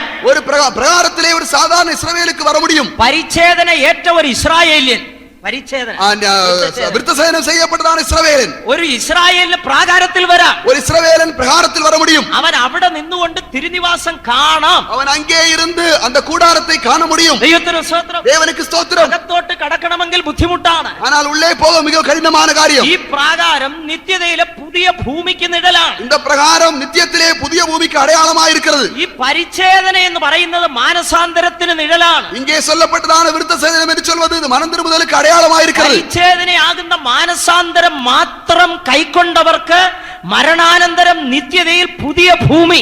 விருத்தசேதனமாகிய மனந்திரும்புதலை மாத்திரம் கைக்கொண்டவர்களுக்கு பரலோகத்திலே புதிய பூமி மாத்திரமே கிடைக்கும். ദൈവത്തിന് സ്തോത്രം. தேவனுக்கு ஸ்தோத்திரம். ഈ പുതിയ ഭൂമിയിൽ ഇരുന്നു കൊണ്ട് സ്വർഗം കാണാം. இந்த புதிய பூமியிலிருந்து பரலோகத்தை காண முடியும். എന്ന് പറഞ്ഞാൽ പുതിയ യെരൂശലേമും സിയോനും കാണാം. புதிய எருசலேமையும் சியோனையும் புதிய பூமியிலிருந்து காண முடியும். അതിൽ കടക്കുന്നത് മറ്റൊരു അനുഭവമാണ്. ஆனால் அதற்குள் பிரவேசிக்கிறது வேறொரு அனுபவம். കാണുന്നതും കടക്കുന്നതും തമ്മിലുള്ള വ്യത്യാസം മനസ്സിലായല്ലോ. காண்பதற்கும் உள்ளே பிரவேசிப்பதற்கும் வித்தியாசம் உங்களுக்கு விளங்குகிறது அல்லவா? യോഹന്നാന്റെ സുവിശേഷം 3-ാം അധ്യായം 3-ാം വാക്യത്തിൽ യേശു പറയുന്നു, யோவான் சுவிசேஷம் 3-ஆம் அதிகாரம் 3-ஆம் வசனத்தில் இயேசு சொல்கிறார், ആമേൻ ആമേൻ ഞാൻ നിങ്ങളോട് പറയുന്നു, மெய்யாகவே மெய்யாகவே நான் உங்களுக்கு சொல்கிறேன், പുതുതായി ജനിച്ചാൽ ദൈവരാജ്യം കാണാം. மறுபடியும் பிறந்தவர்கள் தேவனுடைய ராஜ்யத்தை காண முடியும். കടക്കണമെങ്കിൽ വെള്ളത്താലും ആത്മാവിനാലും ജനിക്കണം. பிரவேசிக்கணுமானால் ஜலத்தினாலும் ஆவியினாலும் பிறக்க வேண்டும். യേശു പറയുന്നു, ആമേൻ ആമേൻ ഞാൻ നിന്നോട് പറയുന്നു. இயேசு சொல்கிறார், மெய்யாகவே மெய்யாகவே நான் உங்களோடு சொல்கிறேன். യഹൂദന്മാരുടെ ഉപദേഷ്ടാവായ നിക്കോദേമസിനോട് പറയുകയാണ്, யூதர்களுக்கு அதிகாரியா இருந்தா நிக்கோதேமுவை பார்த்து சொல்கிறார், യേശു മുഖം നോക്കി സത്യം തുറന്നു പറയുന്നവനാണ്. இயேசு முகத்தை பார்த்து உள்ளதை உள்ளது போல் சொல்கிறவர். ഇന്നും യേശു ഈ ഭൂമിയിൽ ഇത് തന്നെയാണ് പറയുന്നത്. இன்றைக்கு பூமியில் சொல்கிறார். അല്ലയോ ഉപദേഷ്ടാക്കന്മാരെ, ഉപദേശകர்களே, അല്ലയോ ബോധകരെ, ബോധകர்களே, അല്ലയോ ഉപദേഷ്ടാക്കന്മാരെ, ഉപദേശകர்களே, അല്ലയോ പുരോഹിതന്മാരെ, ആസാര്യர்களே, അല്ലയോ സഭാ നടത്തിപ്പുകാരെ, ഇല്ലാവിട്ടാൽ സഭയിൽ നടത്തിപ്പുകാരില്ലേ, അല്ലയോ സഭാംഗങ്ങളെ, ഇല്ലാവിട്ടാൽ സഭയിൽ ജനങ്ങളെ, ആമേൻ ആമേൻ, ഞാൻ നിങ്ങളോട് പറയുന്നു, മെയ്യാകവേ മെയ്യാകവേ ഞാൻ ഉങ്ങളോട് ചൊല്ലുகிறேன், വെള്ളത്താലും ആത്മാവിനാലും ജനിച്ചില്ലെങ്കിൽ ദൈവരാജ്യത്തിൽ കടപ്പാൻ കഴിയില്ല. ജലത്തിനാലും ആവിയിനാലും പിറവാവിട്ടാൽ ദേവന്റെ രാജ്യത്തിற்குள் പ്രവേശിക്ക முடியாது. ചില മാനസാന്തരപ്പെട്ടിട്ട് ടിക്കറ്റും കൈ വെച്ചുകൊണ്ട് നോക്കിയിരിക്കുകയാണ്. ചില മനം തിരുമ്പി വിട്ട് ടിക്കറ്റை கையிலே வைத்துக்கொண்டு பார்த்து கொண்டிருக்கிறார்கள். ദേവனுக்கு സ്തോത്രം. ഞങ്ങളുടെ നാട്ടിലെ ഒരു ജോസഫ് ഡൽഹിക്ക് പോകാൻ ടിക്കറ്റ് ബുക്ക് ചെയ്തു. എങ്ങളുടെ ദേശത്തിലെ ഒരു ജോസഫ് ഡൽഹിക്ക് പോകുമ്പടിயாக ടിക്കറ്റ് ബുക്ക് ചെയ്താൽ ജോസഫിനെ തിരുവല്ല എന്ന് ട്രെയിൻ കയറ്റി അയക്കാൻ ഒരു 9 ജെയിംസുമാരുടെ കൂടെ കയറി. ജോസഫை திருவல்லாவிலிருந்து ட்ரெயினிலே அனுப்பும்படியாக 9 ஜேம்ஸ் கூட வந்தார்கள். എല്ലാരും കാറിനകത്ത് കയറി, எல்லாரும் காரினுள்ளே வந்தார்கள். പെട്ടിയൊക്കെ പിടിച്ചു, പെട്ടി എടുത്താர்கள். ചാക്ക് കെട്ട് എടുത്തു കൊണ്ടാர்கள். എല്ലാം കൂടെ പിടിച്ചു കെട്ടി കാറിനകത്ത് കയറി പോവുകയാണ്. എല്ലാവற்றையும் പിടിച്ച് എടുത്തുകൊണ്ട് കാറിനുള്ളിൽ ഏറി പോകുகிறார்கள். ജോസഫിന്റെ കയ്യിലുണ്ട് ടിക്കറ്റ്, ഡൽഹിക്ക് റിസർവ് ചെയ്ത ടിക്കറ്റ്. ജോസഫിന്റെ കയ്യിലെ മുൻപതിവ് ചെയ്യപ്പെട്ടതാണ് ടിക്കറ്റ് ഇരുന്നത്. മറ്റവരെ അവിടെ ചെന്നിട്ട് 1.5 രൂപയുടെ 9 പ്ലാറ്റ്ഫോം. மற்றவர்கள் அங்கே போய் ஸ்டேஷனிலே 1.5 ரூபாய்க்கு இருக்கிறதான 9 பிளாட்ஃபார்ம் டிக்கெட் எடுத்தார்கள். அவனும் வாங்கி டிக்கெட் பாக்கெட்டில் இட்டு, அவர்களும் வாங்கி டிக்கெட்டை பையிலிட்டார்கள். ஜோசப்பிനും ഉണ്ട് ടിക്കറ്റ്, ജെയിംസിനും ഉണ്ട് ടിക്കറ്റ്. ஜோசப்பிற்கும் டிக்கெட் உண்டு, ஜேம்ஸுக்கும் டிக்கெட் உண்டு. എനിക്കും ഉണ്ട് ടിക്കറ്റ്, എനിക്കും ടിക്കറ്റ് ഉണ്ട് എന്ന് சொல்கிறார். ടിക്കറ്റ് കൈവശം ഇട്ടുകൊണ്ടിരിക്കുകയാണ്. ടിക്കറ്റை கையிலே வைத்துக் கொண்டிருந்தார். ട്രെയിൻ വന്ന് നിന്നു. ട്രെയിൻ വന്ന് നിന്നത്.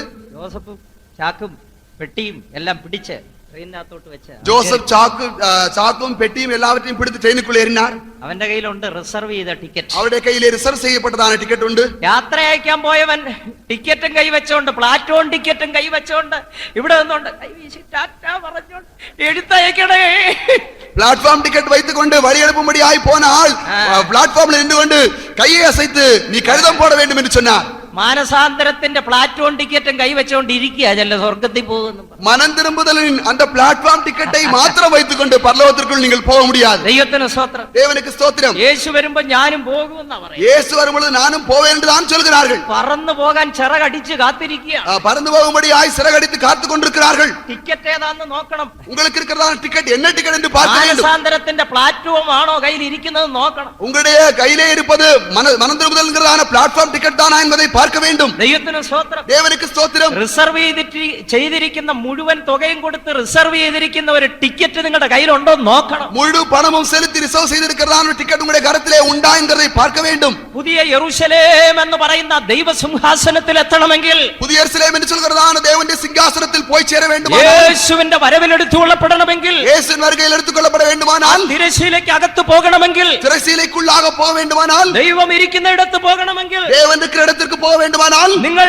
മാനസാന്തരപ്പെട്ടാൽ മാത്രം പോരാ. നിങ്ങൾ മനം തിരുമ്മിനാൽ മാത്രം പോരാതെ ദൈവത്തിന്റെ കൽപ്പനയാകുന്ന സ്നാനം സ്വീകരിക്കണം. தேவனுடைய கட்டளையாகிய ஞானஸ்நானம் பெற வேண்டும். പരിശുദ്ധാത്മാവിനാൽ നിറയപ്പെടണം. പരിശുദ്ധാവിൻ അഭിഷേകത്തിനാൽ നിറയപ്പെട வேண்டும். വെള്ളത്താലും ആത്മാവിനാലും ജനിച്ചില്ലെങ്കിൽ ഈ ദൈവരാജ്യത്തിൽ കടപ്പാൻ കഴിയില്ല. ജലത്തിനാലും ആവിനാലും പിറവാവിട്ടാൽ ദേവന്റെ രാജ്യത്തിற்குள் പ്രവേശിക്ക முடியாது. ദൈവത്തിന് സ്തോത്രം. தேவனுக்கு ஸ்தோத்திரம். മാനസാന്തരപ്പെട്ടവൻ പുതിയ ഭൂമിയിൽ പോകും. மனம் திரும்பினவர்கள் புதிய பூமிக்கு போவார்கள். ഇന്ന് ചില സ്നേഹിതർ ചോദിക്കും, இன்றைக்கு சில நண்பர்கள் சோதிப்பார்கள், ആ ക്രൂശിൽ കിടന്ന കള്ളൻ, യേശുവിനോട് കൂടെ ക്രൂശിക്കപ്പെട്ട കള്ളൻ, യേശുവോട് കൂടെ സിലുവയിൽ കിടന്നதான കള്ളൻ, അവൻ സ്നാനപ്പെട്ടോ?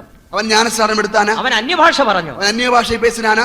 സ്വർഗത്തിൽ പോയല്ലോ. അവൻ പരലോകത്തേക്ക് പോണാനല്ലവാ? യേശു പറഞ്ഞല്ലോ, നീ ഇന്ന് എന്നോട് കൂടെ പരദീസയിൽ ഇരിക്കുമെന്ന്. യേശു ഇன்றைக்கு നീ എന്നോട് കൂടെ പരദീസയിൽ ഇരിപ്പാய் എന്ന് சொன்னாரല്ലവാ? അവൻ സ്നാനപ്പെട്ടില്ലല്ലോ. അവൻ ஞானஸ்நானம் എടുത്തില്ലേ? അവൻ അന്യഭാഷ പറഞ്ഞില്ലല്ലോ. അവൻ അന്യഭാഷ പേസവില്ലേല്ലവാ? എനിക്കും ആ കള്ളൻ പോയ പരദീസ മതിയെന്ന്. എനക്കും அந்த കള്ളൻ പോയ திருடன் போனതാണ് அந்த പരദീസ പോകുന്നത്. ദൈവകൽപ്പനയെ അനുസരിക്കാതിരിക്കാൻ ഏത് കള്ളനുണ്ടെന്ന് നോക്കും കൂട്ടുപിടിക്കാൻ. தேவന്റെ கட்டளையை கீழ்ப்படியாதிருக்கிறதான கள்ளന്മാർ ഉണ്ടാ என்று കൂട്ടു ചേരുவதற்காக காத்திருப்பார்கள். അനുസരിക്കാതിരിക്കുന്ന കള്ളൻ ഏതുണ്ടെന്ന് നോക്കും. கீழ்ப்படியாமல் இருக்கிறதான திருடர்கள் யாராவது உண்டா என்று பார்ப்பார்கள். ക്രൂശിൽ കിടന്ന കള്ളൻ പോയാ ആ പരദീസ ഏതാണെന്ന് അറിയാം. സിലുവയിൽ കിടന്നதான திருடன் போனதான பரதீசு எது என்று தெரியுமா? പരദീസ തന്നെ 3 സ്ഥലങ്ങളാണ്. പരദീസയിലെ 3 ഇടങ്ങളുണ്ട്. യേശുവിന്റെ മരണത്തിന് മുൻപ് അത് ഭൂമിയുടെ അധോഭാഗത്തായിരുന്നു. യേശുവിൻ മരണത്തിനു മുൻപാக அந்த பரதீசு பூமியின் தாழ்விடங்கள் இருந்தது. യേശു ഉയർത്തെഴുന്നേറ്റപ്പോൾ ഈ പരദീസ ഉയരത്തിൽ സ്ഥാപിക്കപ്പെട്ടു. യേശു ഉയർത്തെഴുന്ന பொழுது இந்த பரதீசு மேலே கொண்டு போகப்பட்டு സ്ഥാപിക്കപ്പെട്ടത്. പരദീസം മൂന്നായി തിരിക്കുന്നു. പരദീസിൽ 3 ഇടങ്ങളുണ്ട്. ഒന്നാം സ്വർഗം, രണ്ടാം സ്വർഗം, മൂന്നാം സ്വർഗം. முதலாம் வானம், இரண்டாம் வானம், மூன்றாம் வானம். ഈ ക്രൂശിൽ കിടന്ന കള്ളൻ പരദീസയിൽ ഒന്നാം സ്വർഗത്തിലാണ് പോയത്. இந்த சிலுவையில் கிடந்ததான கள்ளன் பரதீசிலே முதலாம் வானத்திற்கு போனான். നിത്യതയിൽ അവൻ പുതിയ ഭൂമിയിൽ കാണപ്പെടും. நித்தியத்திலே அவன் புதிய பூமியில் காணப்படுவான். ദൈവത്തിന് സ്തോത്രം. தேவனுக்கு ஸ்தோத்திரம். ഏറ്റവും ചെറിയ ഒരു വെളിച്ചമായി കാണും. மிகவும் சிறிய ஒரு வெளிச்சமான இடம். വെളിപ്പാട് പുസ്തകം 21-ാം 24-ാം വാക്യം വായിക്കുമ്പോൾ வெளிப்படுத்தல் 21, 24 வாசிக்கும் பொழுது പുതിയ യെരൂശലേം എന്ന സ്ഥലത്തെ കുറിച്ച് പ്രസ്താവിച്ചിട്ട് புதிய எருசலேம் என்கிறதான സ്ഥലത്തെ குறித்து சொல்லிவிட்டு അതിന്റെ അവസാനം 24-ാം വാക്യത്തിൽ ഇങ്ങനെ വായിക്കുന്നു. கடைசி 24ஆம் வசனத்தில் இப்படி வாசிக்கிறோம். ജാതികളിൽ രക്ഷിക്കപ്പെട്ടവർ അതിൻ വെളിച്ചത്തിൽ നടക്കും. ரட்சிக்கப்படுகிற ஜனங்கள் அதன் வெளிச்சத்திலே நடப்பார்கள். ദൈവത്തിന് സ്തോത്രം. தேவனுக்கு ஸ்தோத்திரம். ഇംഗ്ലീഷിൽ അത് വ്യക്തമായി പറഞ്ഞിട്ടുണ്ട്. ஆங்கிலத்திலே மிகவும் தெளிவாய் சொல்லப்பட்டிருக்கிறது. ജാതികളിൽ രക്ഷിക്കപ്പെട്ടവർ, பிரஜாதிகளில் ரட்சிக்கப்பட்டவர்கள், രക്ഷിക്കപ്പെട്ട ജാതികൾ അതിന്റെ വെളിച്ചത്തിൽ നടക്കും. ரட்சிக்கப்பட்டதான ஜனங்களின் வெளிச்சத்திலே நடப்பார்கள். ഏതിന്റെ വെളിച്ചത്തിൽ? எதன் வெளிச்சத்தில்? പുതിയ യെരൂശലേമിന്റെ വെളിച്ചത്തിൽ. புதிய எருசலேமின் வெளிச்சத்தில். ദൈവസഭയുടെ സ്ഥാനം ഏതാണ്? தேவனுடைய சபையின் இடம் எது? പുതിയ യെരൂശലേം എന്ന വിശുദ്ധ നഗരം. அது புதிய எருசலேமாகிய பரிசுத்த நகரம். രക്ഷിക്കപ്പെട്ടവർ അതിൽ പ്രവേശിക്കുകയില്ല, അതിന്റെ വെളിച്ചത്തിൽ. ரட்சிக்கப்பட்டவர்கள் அதில் பிரவேசிக்க முடியாத வெளிச்சத்தில் மாத்திரம் நடப்பார்கள். എന്തുകൊണ്ട്?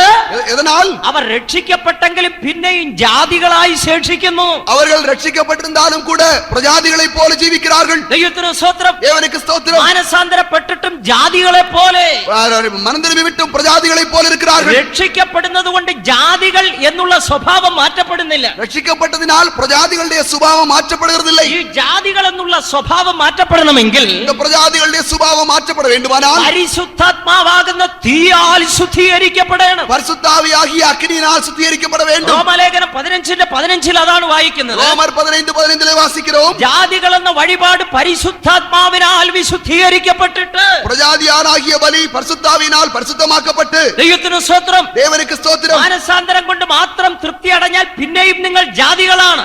மனந்திரும்புதலோடு கூட திருப்தி அடைந்து விட்டார்கள் மறுபடியும் பிரஜாதிகளாய் தான் இருப்பார்கள். ദൈവസഭയാകുന്നില്ല, ദൈവസഭയാകുന്നില്ല. தேவனுடைய சபையாய் மாறுகிறதில்லை. ദൈവസഭയുടെ സ്ഥാനമായ പുതിയ യെരൂശലേം ലഭിക്കുകയില്ല. தேவனுடைய சபைக்குரிய ஸ்தானம் புதிய எருசலேம். ആ പുതിയ യെരൂശലേം നിങ്ങൾക്ക് ലഭിക്കണമെങ്കിൽ அந்த புதிய எருசலேமில் சேர வேண்டுமானால் ജാതികൾ എന്നുള്ള നിലവാരം മാറ്റപ്പെടണം. பிரஜாதிகள் என்கிறதான நிலவரம் உங்களுடைய ஜீவியத்திலே மாற்றப்பட வேண்டும். നിങ്ങൾ രാജകീയ പുരോഹിത വർഗമായി തീരണം. நீங்கள் ராஜரீக ஆசாரிய கூட்டமாய் மாற வேண்டும். രാജകീയ പുരോഹിത വർഗമാകണമെങ്കിൽ എന്ത് ചെയ്യണം? ராஜரீக ஆசாரிய கூட்டமாக வேண்டுமானால் என்ன செய்ய வேண்டும்? പരിശുദ്ധാത്മാവിനാൽ അഭിഷേകം പ്രാപിക്കണം. பரிசுத்தாவின் அபிஷேகத்தை பெற வேண்டும். രക്ഷിക്കപ്പെട്ട ദൈവജനമേ, ரட்சிக்கப்பட்ட தேவனுடைய ஜனங்களே, നിങ്ങൾ രാജകീയ പുരോഹിത വർഗമായി തീരുവാൻ, நீங்கள் ராஜரீக ஆசாரியராய் மாறும்படி, ദൈവസഭയായി തീരുവാൻ, தேவனுடைய சபையாய் மாறும்படி, പുതിയ യെരൂശലേം എന്ന ദൈവ സിംഹാസനത്തിൽ പ്രവേശിപ്പാൻ, புதிய எருசலேம் ஆகிய தேவனுடைய சிங்காசனத்தில் போகும்படி, യേശുവിന്റെ വീണ്ടും വരവിൽ എടുത്തുകൊള്ളപ്പെടുവാൻ, இயேசுவிന്റെ மறுபடியும் வருகையிலே எடுத்துக்கொள்ளப்படும்படி, തൃത്വത്തിൽ മൂന്നാമനായ പരിശുദ്ധാത്മാവിനെ പ്രാപിപ്പീൻ. திருத்துவத்தின் மூன்றாவது ஆளாகிய பரிசுத்தாவியை பெற்றுக்கொள்ளுங்கள். അഭിഷേകം പ്രാപിച്ചവർ കരങ്ങളെ ഉയർത്തി ഒരു ഹല്ലേലൂയ പറഞ്ഞാട്ടെ. ഹല്ലേലൂയ.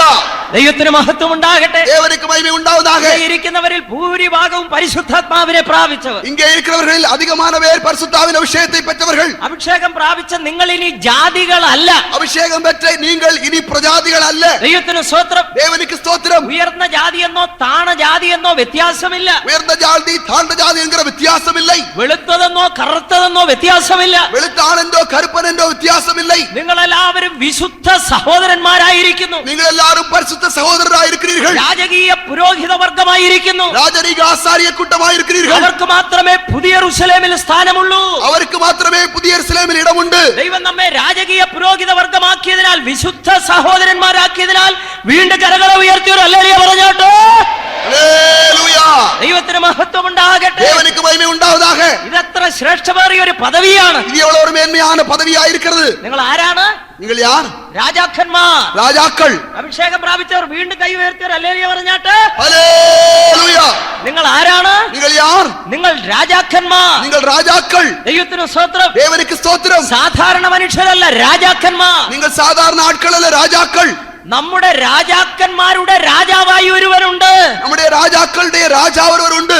അതാരാണ് രാജാക്കന്മാരുടെ രാജാവ്? ராஜாதி ராஜா யார்? രാജാതി രാജാവാരാണ്? ராஜாதி ராஜா யார்? നമ്മുടെ യേശു.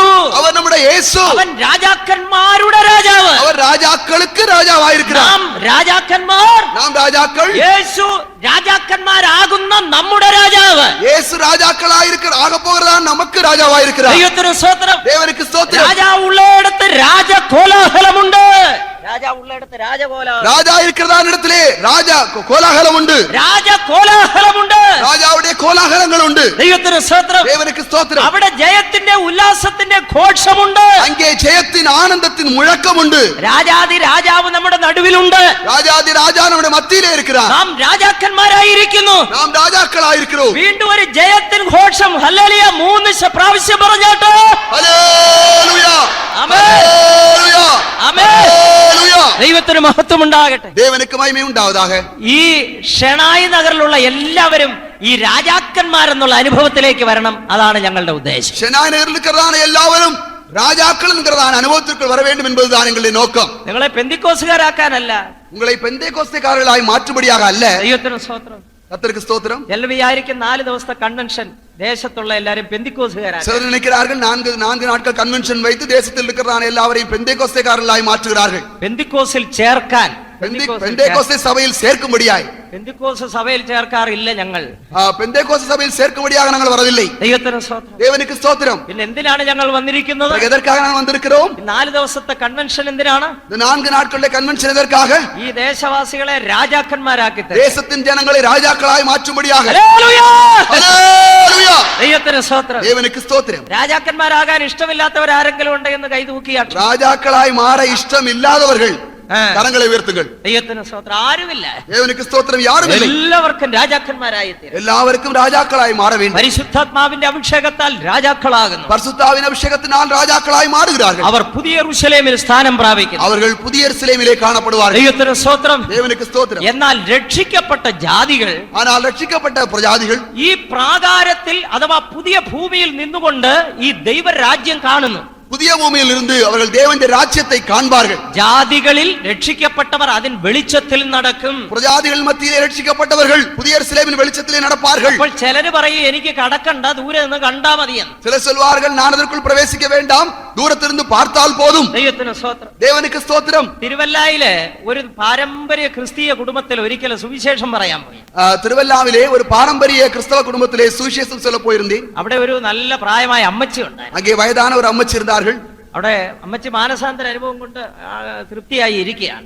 അമ്മച്ചി മനംതിരുമ്പിന്റെ അനുഭവത്തോട് സന്തോഷമായിരിക്കുന്നത്, തൃപ്തിയായിരിக்கிறார்கள். അമ്മച്ചിയോട് പറഞ്ഞു, അമ്മച്ചി സ്നാനപ്പെടണം, പരിശുദ്ധാത്മാവിനെ പ്രാപിക്കണം. അപ്പോൾ അമ്മച്ചിയിடம் சொன்னேன், ஞானஸ்நானம் எடுக்க வேண்டும், பரிசுத்த அபிஷேகத்தை பெற வேண்டும். ഇല്ലെങ്കിൽ സ്വർഗ്ഗത്തിൽ പോവുകയില്ലയോ എന്നൊരു ചോദ്യം. இல்லாவிட்டால் பரலோகத்திற்கு போக முடியாதா என்கிற ஒரு கேள்வி. അമ്മച്ചി സ്വർഗ്ഗത്തിൽ പോകും, പക്ഷെ പുതിയ യെരൂശലേമിൽ പോകത്തില്ല. അമ്മച്ചി സ്വർഗ്ഗத்திற்கு போவீர்கள், ஆனால் புதிய எருசலேமிற்கு போக முடியாது. അപ്പൊ അമ്മച്ചി പറയുകയാണ്, എനിക്ക് സ്വർഗ്ഗത്തിൽ ഒരു വാതിൽ കാവൽക്കാരനായി ഇരുന്നാ മതിയെന്നാ. அப்பொழுது அந்த அம்மச்சி சொன்னார்கள், பரலோகத்திலே வாசல் காக்கிற ஒரு வேலை கிடைத்தால் போதும் என்று சொன்னார்கள். ചിലർക്ക് സ്വർഗ്ഗത്തിലെ ഗേറ്റ് കീപ്പർ ആ ഡ്യൂട്ടി മതി, വാച്ച്മാൻ. பரலோகத்திலே வாட்ச்மேன் டியூட்டி கிடைத்தால் போதும் என்று சொல்கிறார்கள். ആ ഡ്യൂട്ടി നിങ്ങൾക്കുള്ളതല്ല, അത് ദൂതന്മാർക്കുള്ളതാണ്. அது உங்களுக்குரிய ஒரு வேலை அல்ல, தூதர்களுக்குரிய வேலை. தேவனுக்கு ஸ்தோத்திரம். അമ്മച്ചിയോട് പറഞ്ഞു, അമ്മച്ചിയോട് சொன்னேன், 2 നില വീട്ടിൽ അമ്മച്ചി താമസിക്കുന്നത്. 2 மாடி வீட்டில் അമ്മച്ചി இருக்கிறார்கள். മാർബിൾ പതിച്ചിരിക്കുന്ന വീട്, മാർബിൾ പതിത്തിരിക്കുന്നതാണ് വീട്ടിലെ. എയർ കണ്ടീഷൻ വീട്. എയർ കണ്ടീഷൻ വീട്ടിലെ. അമ്മച്ചിയോട് ചോദിച്ചു, അമ്മച്ചിയോട് കേട്ടേൻ, അമ്മച്ചി ഈ വീടിന്റെ പടിഞ്ഞാറേ അറ്റത്ത് ഒരു ചെറിയ ഓലക്കൂടിൽ ഉണ്ടാക്കി അമ്മച്ചി അതിനകത്ത് താമസിപ്പിക്കട്ടെ എന്ന് പറഞ്ഞു. അമ്മച്ചി இந்த வீட்டிலே ஒரு மூலையிலே ஒரு ஓலை குடிசை ഉണ്ടാക്കി അതിൽ വസിക്കലാമാ എന്ന് കേട്ടേൻ. അയ്യോ അതുപോലെ അവിടെ എനിക്ക് താമസിക്കാൻ പറ്റൂല. അയ്യോ അത് முடியாது, அங்கே என்னால் இருக்க முடியாது என்று சொன்னார்கள். தேவனுக்கு ஸ்தோத்திரம். ചിലരുടെ ഉള്ളിലെ ചിന്താഗതി അങ്ങനെയാ, സ്വർഗ്ഗത്തിലെ വാതിൽ കാവൽക്കാരൻ. ചിലരുടെ ഉള്ളത്തിലെ എണ്ണം ഇപ്പിടിത്താൻ പരലോകത്തിലെ വാസൽ கிடைத்தால் போதும். ഇവിടുത്തെ ഓലക്കുടിലിനകത്ത് കിടത്തട്ടെ എന്ന് പറഞ്ഞാൽ അയ്യോ അത് പറ്റില്ല. இங்கே குடிசையிலே வைக்கலாம் என்று சொன்னால் அது முடியாது என்று சொல்கிறார்கள். സ്വർഗ്ഗത്തിൽ ചെന്നാൽ എനിക്ക് ഏറ്റവും ഉന്നതമായ സ്ഥാനം വേണം. പരലോകത്തിற்கு போனால் எனக்கு மிக உன்னதமான இடம் வேணும். ദൈവസിംഹാസനത്തിൽ യേശുവിനോട് കൂടെ ഇരിക്കണം. தேவனுடைய சிங்காசனத்திலே இயேசுவோடு கூட இருக்க வேண்டும். എനിക്ക് പുതിയ യെരൂശലേമിൽ ഇരിക്കണം. எனக்கு புதிய യെരൂശലേമിൽ இருக்க வேண்டும். സ്നാനപ്പെടാൻ തയ്യാറാണോ? ജ്ഞാനസ്നാനം എടുക്കാൻ ആയത്തമാ? അഭിഷേകം പ്രാപിക്കാൻ തയ്യാറാണോ? അഭിഷേകം പെற ആയത്തമാ? വേർപാട് അനുഷ്ഠിക്കാൻ തയ്യാറാണോ? വേർപാട്ടിൻ ജീവിതം ചെയ്യാൻ ആയത്തമാ? പരിശുദ്ധ ജീവിതം ചെയ്യാൻ തയ്യാറാണോ? പരിശുദ്ധ ജീവിതം ചെയ്യാൻ ആയത്തമാ? എങ്കിൽ മാത്രമേ അവിടെ ചെന്നെത്തുവാൻ, എന്നാൽ മാത്രമേ അങ്ങേ പോയി ചേര മുടിയും. ഇല്ലെങ്കിൽ ഈ പ്രാകാരം ലഭിക്കും. ഇല്ലാവിട്ടാൽ പ്രകാരം മാത്രമേ കിടക്കൂ. കാണുകയും കടക്കുകയും 2 അനുഭവമാണ് പ്രിയപ്പെട്ട. പാർപ്പതും പ്രവേശിപ്പതും 2 അനുഭവങ്ങൾ. റോഡിൽ നിന്നുകൊണ്ട് ഈ കൺവെൻഷൻ ഗ്രൗണ്ട് കാണാം. റോഡിൽ നിന്ന് കൺവെൻഷൻ ഗ്രൗണ്ടை பார்க்க முடியும். ഗ്രൗണ്ടിൽ നിന്നുകൊണ്ട് ഈ ഹോളിനകം കാണാം.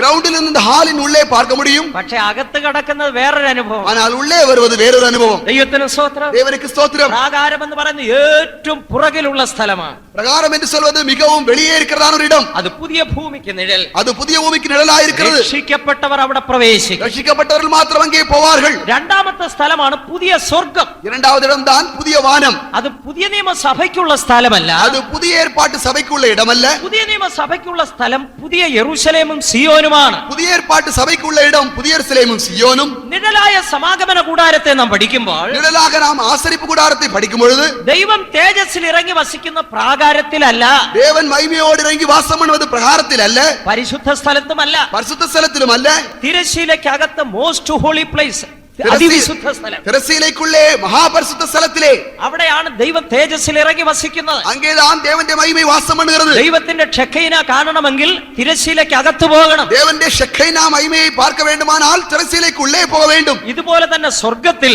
இதுபோலவே பரலோகத்திலே പുതിയ ഭൂമി, പുതിയ സ്വർഗം, പുതിയ യെരൂശലേം, புதிய பூமி, புதிய வானம், புதிய எருசலேம். ദൈവം വസിക്കുന്ന പുതിയ ഭൂമിയിലല്ല, தெய்வம் வசிப்பது புதிய பூமியில் அல்ல, ദൈവം വസിക്കുന്ന പുതിയ സ്വർഗത്തിലുമല്ല, தேவன் புதிய வானத்தில் இருக்கவில்லை, ദൈവം വസിക്കുന്ന പുതിയ യെരൂശലേമിൽ, സിയോനിൽ, അവിടെയാണ് ദൈവം വസിക്കുന്നത്. தேவன் வசிப்பது புதிய எருசலேமுக்குள் இருக்கிற சியோனில். ദൈവത്തിന് സ്തോത്രം. தேவனுக்கு ஸ்தோத்திரம். അതിനെയാണ് ദൈവ സിംഹാസനം എന്ന് പറയുന്നത്. அதற்கு தேவனுடைய சிங்காசனம் என்கிற பெயர் உண்டு. ജയിക്കുന്നവർക്ക് അവിടെയാണ് സ്ഥാനം. ஜெயம் கொள்கிறவர்களுக்கு அங்கேதான் இடம். വെളിപ്പാട് 3:21 വായിക്കുന്നു, வெளிப்படுத்தல் 3:21 வாசிக்கிறோம். ജയിക്കുന്നവന് ഞാൻ എന്നോടുകൂടെ എന്റെ സിംഹാസനത്തിൽ ഇരിപ്പാൻ വരം നൽകും. நான் ஜெயம் கொண்டது போல ஜெயம் கொள்கிறவன் என்னோடு கூட சிங்காசனத்தில் உட்காரும்படியாய் அருள் செய்வேன். ദൈവത്തിന് സ്തോത്രം. தேவனுக்கு ஸ்தோத்திரம். അവിടെ போய் ചേരണമെങ്കിൽ ജയിക്കണം. அங்கே போய் சேர வேண்டுமானால் ஜெயம் கொள்ள வேண்டும். എങ്ങനെ ജയിക്കണം? எப்படி ஜெயிக்க வேண்டும்? യേശു സകലത്തെയും ജയിച്ചതുപോലെ ജയിക്കണം. இயேசு எல்லாவற்றையும் ஜெயித்தது போல ஜெயிக்க வேண்டும். അങ്ങനെയുള്ളവർ ദൈവ സിംഹാസനത്തിൽ ഇരിക്കും. அப்படிப்பட்டவர்கள் தேவனுடைய சிங்காசனத்தில் இருப்பார்கள். യോഹന്നാന്റെ സുവിശേഷം 14:3 വായിക്കുന്നു, யோவான் சுவிசேஷம் 14:3 வாசிக்கிறோம். ഞാൻ നിങ്ങൾക്കായി ഒരു സ്ഥലം ഒരുക്കുവാൻ പോകുന്നു. நான் உங்களுக்கு ஒரு സ്ഥലத்தை ஆயத்தம் பண்ண ഞാൻ போகிறேன். പോയി സ്ഥലമൊരുക്കിയാൽ நான் அதை ஆயத்தம் பண்ண பின்பு ഞാൻ ഇരിക്കുന്ന ഇടത്ത് நான் இருக்கிற இடத்திலே நீங்களும் இருக்கும்படிக்கு, നിങ്ങളെയും ഇരുത്തേണ്ടതിന് உங்களை இருக்கும்படி நீங்களும் വീണ്ടും இருக்கும்படிக்கு വന്ന് നിങ്ങളെ എന്റെ അടുക്കൽ ചേർത്തുകൊള്ളും. நான் மறுபடியும் வந்து உங்களை என்னிடத்தில் சேர்த்துக் கொள்வேன். യേശു വീണ്ടും വരും. இயேசு மறுபடியும் வருவார். എന്തിനായി വരുന്നു? எதற்காய் வருகிறார்? യേശു ഇരിക്കുന്ന ഇടത്ത് ഒരു കൂട്ടരെ ഇരുത്തുവാൻ. இயேசு இருக்கிறதான இடத்திலே ஒரு கூட்டத்தாரை கொண்டு போகும்படியாய். ആരാണവർ? யார் அவர்கள்? പുതിയ നിയമസഭ. புதிய ஏற்பாட்டு சபை. അവർ മാത്രമേ ദൈവ സിംഹാസനത്തിൽ പോവുകയുള്ളൂ. அவர்கள் மாத்திரமே தேவனுடைய சிங்காசனத்திற்கு போக முடியும். യേശുവിന്റെ വരവിൽ പോകുവാൻ ആഗ്രഹിക്കുന്നുവോ? இயேசுவின் வருகையில் போகும்படியாய் விரும்புகிறாயா? ആഗ്രഹിക്കുന്നവർ കൈവക്കിയവർ അല്ലേലേ പറഞ്ഞാട്ടെ. படித்தவர்கள் கையில் ஒருத்தரല്ലേ சொல்லுங்கள். അങ്ങനെയാണെങ്കിൽ മാനസാന്തരപ്പെട്ടാൽ മാത്രം പോരാ. அப்படியானால் மனம் திரும்புதல் மாத்திரம் போதாது. രക്ഷിക്കപ്പെടണം, ரட்சிக்கப்பட வேண்டும். സ്നാനമേൽക്കണം, ஞானஸ்நானம் எடுக்க வேண்டும். പരിശുദ്ധാത്മാവിനെ പ്രാപിക്കണം, பரிசுத்தாவின் அபிஷேகம் பெற வேண்டும். വേർപാട് അനുഷ്ഠിക്കണം, வேறுபாட்டின் ஜீவியம் செய்ய வேண்டும். അപ്പോസ്തോലിക കൂട്ടായ്മയിൽ அப்போஸ்தல ஐக்கியத்தில், അഥവാ ദൈവ സഭയിൽ വരണം. இல்லாவிட்டால் தேவனுடைய சபைக்குள் வர வேண்டும். ദേഹവും ദേഹിയും ആത്മാവും പരിശുദ്ധത്തിൽ കാക്കേണം. ஆவியும் ஆத்துமாவும் சரீரமும் பரிசுத்தத்தில் ഒരു பாதுகாக்கப்பட வேண்டும். ജയജീവിതം ചെയ്യണം. ജയജീവിതം. ஒரு ஜெய ஜீவிதம் செய்ய வேண்டும். അങ്ങനെയുള്ളവരെ ചേർക്കുവാൻ യേശു മധ്യാകാശത്തിൽ വരും. அப்படிப்பட்டவர்களை சேர்க்கும்படியாய் இயேசு மத்திய ஆயத்தில் வருவார். കാഹളനാദത്തോടുകൂടെ വരുന്നു. കാഹളനാദം. எக்கால சத்தத்தோடு கூட வருவார். യേശു കാഹളനാദത്തോടുകൂടെ വരുമ്പോൾ இயேசு எக்கால சத்தத்தோடு வரும்போது ഒരുങ്ങിയിരിക്കുന്ന സഭ എടുത്തുകൊള്ളപ്പെടും. ஆயத்தமாயிருக்கிற சபை எடுத்துக்கொள்ளப்படும். ആ എടുത്തുകൊള്ളപ്പെടുന്ന സഭ அந்த எடுத்துக்கொள்ளப்படுகிற சபை നിത്യതയിൽ പുതിയ യെരൂശലേമിലും സിയോനിലും അവകാശം പ്രാപിക്കും. நித்தியத்திலே புதிய எருசலேமிலும் சியோனிலும் அவர்கள் சேருவார்கள். ദൈവത്തിന് സ്തോത്രം. தேவனுக்கு ஸ்தோத்திரம். അടുത്ത സ്ഥലമാണ് പുതിയ സ്വർഗം.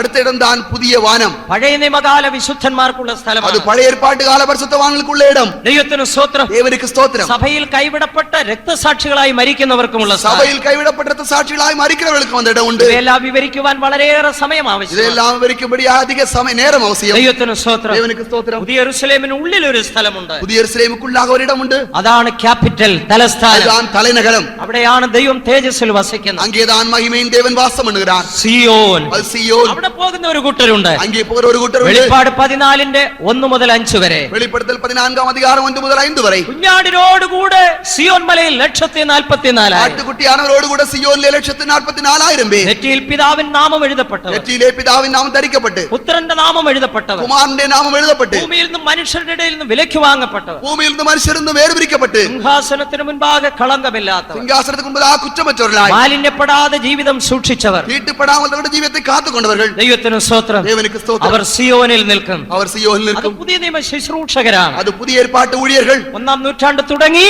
முதலாம் நூற்றாண்டிலிருந்து കർത്താവിന്റെ 2-ാം വരവ് വരെ, கர்த்தருடைய இரண்டாம் வருகை வரை ഈ ഭൂമിയിൽ പ്രതിഷ്ഠിക്കപ്പെട്ട കർത്താവിന്റെ ശുശ്രൂഷ ചെയ്യുന്ന இந்த பூமியிலே பிரதிஷ்டையோடு கர்த்தருக்கு ஊழியம் செய்கிறார். ദൈവത്തിന്റെ ശുശ്രൂഷക്കാർ സിയോനിലിരിക്കും. தேவனுடைய ஊழியக்காரர் சீயோனில் இருப்பார்கள். ഇതാണ് നിത്യത. இதுதான் நித்தியம். നിങ്ങളുടെ സ്ഥാനം എവിടെയാണ്? உங்களுடைய இடம் எது? പുതിയ ഭൂമിയോ, புதிய பூமியா, പുതിയ സ്വർഗമോ, புதிய வானமா, പുതിയ യെരൂശലേമോ, இல்லாவிட்டால் புதிய எருசலேமா, സിയോനോ? சீயோனா? സിയോനിൽ പ്രവേശിക്കണമെങ്കിൽ சீயோனில் போக வேண்டுமானால் ദൈവത്തിന് സ്തോത്രം, தேவனுக்கு ஸ்தோத்திரம். നിങ്ങൾക്കുള്ളതിനെ വിട്ടുകൊണ്ട് உங்களுக்கு இருக்கிற எல்லாவற்றையும் விட்டுவிட்டு കർത്താവിന്റെ ശുശ്രൂഷയ്ക്കായി ഇറങ്ങി വാ. கர்த்தருடைய ஊழியத்திற்காக இறங்கி வர வேண்டும். പുതിയ യെരൂശലേമിൽ പ്രവേശിക്കണമെങ്കിൽ, புதிய எருசலேமில் பிரவேசிக்க வேண்டுமானால் രക്ഷിക്കപ്പെട്ട് സ്നാനപ്പെട്ട് അഭിഷേകം പ്രാപിച്ച് ரட்சிக்கப்பட்டு ஞானஸ்நானம் எடுத்து அபிஷேகம் பெற்று ദൈവസഭയിലേക്ക് വാ. தேவனுடைய சபைக்குள்ளாய் வர வேண்டும். പുതിയ സ്വർഗത്തിൽ പ്രവേശിക്കണമെങ്കിൽ, புதிய வானத்திற்குள் போக வேண்டுமானால் പൂർണ്ണപ്പെടാതെ കൈവിടപ്പെട്ട് രക്തസാക്ഷികളായി മരിച്ചു பூர்ணப்படாமல் கைவிடப்பட்ட இரத்த சாட்சிகளாய் மரித்தவர்களாய் இருக்க வேண்டும். ക്രിസ്തുവിന്റെ പീഡാകാലത്ത് அந்த கிறிஸ்துவிന്റെ ஆட்சியும் ஆட்சியின் பொழுது രക്തസാക്ഷികളായി മരിച്ച് പുതിയ സ്വർഗത്തിൽ വരും. அவர் இரத்த சாட்சிகளாய் மரித்து புதிய வானத்திற்கு வருவார்கள். മാനസാന്തരം കൊണ്ട് മാത്രം തൃപ്തി അടഞ്ഞവർ, மனம் திரும்புதலோடு மாத்திரம் திருப்தி அடைந்தவர் പുതിയ ഭൂമി എന്ന് പറഞ്ഞ് ഏറ്റവും ചെറിയ വെളിച്ചത്തിലായിരിക്കും. புதிய பூமி என்று சொல்லக்கூடியதான சிறிய ஒரு வெளிச்சத்தில் இருப்பார்கள். ദൈവത്തിന് സ്തോത്രം. தேவனுக்கு ஸ்தோத்திரம். ഈ അനുഭവം ഒന്നും പ്രാപിക്കാത്തവർ, இந்த அனுபவம் ஒன்றும் பெறாதவர், പാപികളും പിന്മാറ്റക്കാരും നിത്യ നരകത്തിൽ. பாவிகளும் பின்மாற்றக்காரர் நித்திய நரகத்திற்கு போவார்கள். കണ്ണുകളെ അടയ്ക്കാം, கண்களை மூடுவோம், മുഴങ്കാലിലിരിക്കാം. முழங்காலில் இருப்போம். നിങ്ങളുടെ ടിക്കറ്റ് ഏതാണ്? உங்களுடைய டிக்கெட் எந்த இடத்திற்குள்ளது? നരകത്തിലേക്കോ, நரகத்திற்கா, അതോ പുതിയ ഭൂമിയിലേക്കോ, இல்லாவிட்டால் புதிய பூமிக்கா, പുതിയ സ്വർഗത്തിലേക്കോ, புதிய வானத்திற்கா, പുതിയ യെരൂശലേമിലേക്കോ, புதிய எருசலேமிற்கா, സിയോനിലേക്കോ? சீயோனுக்கா? യേശു വരാറായി. இயேசு வரப்போகிறார். യേശു വരുന്നത് പുതിയ യെരൂശലേമിലേക്കും സിയോനിലേക്കും ഒരു കൂട്ടരെ ചേർപ്പാൻ. இயேசு புதிய எருசலேமுக்கும் சீயோனுக்கும் ஒரு கூட்டத்தாரை சேர்க்கும்படியாய் வருகிறார். ദൈവസഭയെ ചേർക്കുവാൻ, தேவனுடைய சபையை சேர்க்கும்படியாய், വിശുദ്ധ സഭയെ ചേർക്കുവാൻ பரிசுத்த சபையை சேர்க்கும்படியாய் സമയം ഏറ്റവും അടുത്തിരിക്കുന്നു. അവിടെ அவர் வருகிற நேரம் மிகவும் சமீபமாயிருக்கிறது. കണ്ണുകളെ അടയ്ക്കാം, கண்களை மூடுவோம். നമ്മെ മുற்றிലുമായി ദൈവത്തിന്റെ കരങ്ങളിൽ സമർപ്പിക്കാം. நம்மை முற்றிலுமாய் தேவனுடைய கரங்களிலே ஒப்புக் கொடுப்போம். നമ്മുടെ ലക്ഷ്യം യേശുവിന്റെ വരവാണ്. நம்முடைய லட்சியம் இயேசுவின் வருகைதான். പുതിയ യെരൂശലേമാണ്, புதிய எருசலேம் தான், സിയോനാണ്, சீயோன் தான், ദൈവ സിംഹാസനം, தேவனுடைய சிங்காசனம் தான், യേശു ഇരിക്കുന്ന ഇടമാണ്. இயேசு இருக்கிற இடம் தான். അവിടെ പോകുവാൻ அங்கே போகும்படியாய் ഇപ്പോൾ ഒരുങ്ങിക്കൊള്ളുക. இப்பொழுதே ആയത്തപ്പെட வேண்டும். കാഹള ശബ്ദം മുഴങ്ങാറായി, எக்கால சத்தம் தொனிக்க போகிறது. വിശുദ്ധ സഭ മാറ്റപ്പെടാറായി. பரிசுத்த சபை எடுத்துக்கொள்ளப்பட போகிறது. സഹോദര ഒരുങ്ങിയിട്ടുണ്ടോ? சகோதரனே ஆயத்தப்பட்டிருக்கிறாயா? സഹോദരി ഒരുങ്ങിയിട്ടുണ്ടോ? சகோதரி ஆயத்தப்பட்டிருக்கிறாயா? ഒരുക്കപ്പെടുവാൻ ഒരു അവസരം കൂടെ ദൈവം തന്നിരിക്കുകയാണ്. ஆயத்தப்படும்படியாக ஒரு சந்தர்ப்பத்தை தேவன் தந்திருக்கிறார். ഒരു കൺവെൻഷൻ കൂടെ ദൈവം തന്നിരിക്കുന്നു. ஒரு கன்வென்ஷனை தேவன் தந்திருக்கிறார். നാളെ ഈ കൺവെൻഷൻ ഇവിടെ ഇല്ല. நாளை இங்கு கன்வென்ஷன் இல்லை. ഈ ശബ്ദം നാളെ ഇവിടെ ഇല്ല. நாளைக்கு இந்த சத்தத்தை நீங்கள் கேட்க முடியாது. ഈ വെളിച്ചം നാളെ ഇവിടെ ഇല്ല. இங்கே வெளிச்சம் நாளை இருக்காது. ഈ ജനം നാളെ ഇവിടെ ഇല്ല. இங்கே ஜனங்கள் நாளை இருக்க ഈ மாட்டார்கள். വചനം നാളെ ഇവിടെ കേൾക്കുവാൻ കഴിയില്ല. நாளை இந்த வசனத்தை கேட்க முடியாது. ഇപ്പോഴാകുന്നു സുപ്രസാദ കാലം. இது ரட்சண்ய நாள். ഇതാകുന്നു രക്ഷാ ദിവസം. இதுதான் ரட்சண்ய நாள். அனுகிரக സത്യത്തെ காலம். അനുസരിപ്പാൻ ഒരു അവസരം ദൈവം നിനക്ക് തന്നിരിക്കുന്നു. ഹല്ലേലൂയ. வசனத்திற்கு கீழ்ப்படும்படியாக ஒரு சந்தர்ப்பம் தேவன் உனக்கு தந்திருக்கிறார்.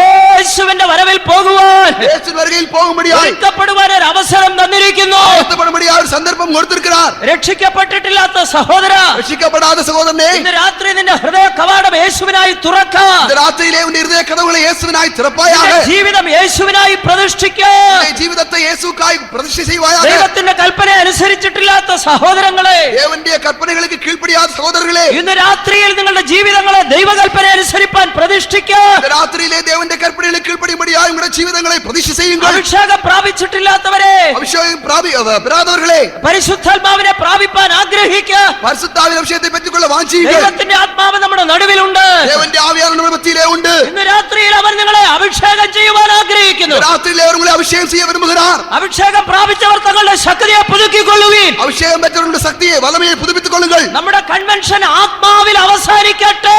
கன்வென்ஷன் ஆவியில் முடிவு பெறட்டும். ആത്മാവിലാണ് ഇത് ആരംഭിച്ചത്. அது ஆவியில் தான் ஆரம்பித்தது. ഇത് ആത്മാവിൽ അവസാനിക്കട്ടെ.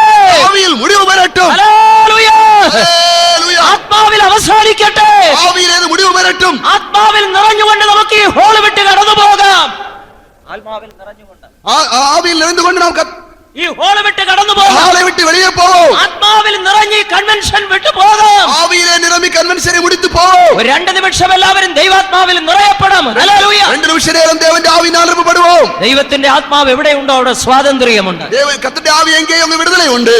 ദൈവത്തിന് സ്തോത്രം. ദേവനുക്ക് സ്തോത്രം. കൺവെൻഷന്റെ അവസാന സമയത്തില്, കൺവെൻഷന്റെ കടൈസി നേരത്തിലെ, ഈ ചുരുങ്ങിയ നിമിഷങ്ങൾക്കുള്ളില് കൊഞ്ച നേരത്തിക്കുള്ളാക ദൈവം ഒരു വലിയ പ്രവൃത്തി നമ്മുടെ മധ്യേ ചെയ്യുവാൻ പോവുകയാണ്. ദേവനോട് മധ്യയിൽ ഒരു പെരിയ ക്രിയ ചെയ്യ പോകുகிறாർ.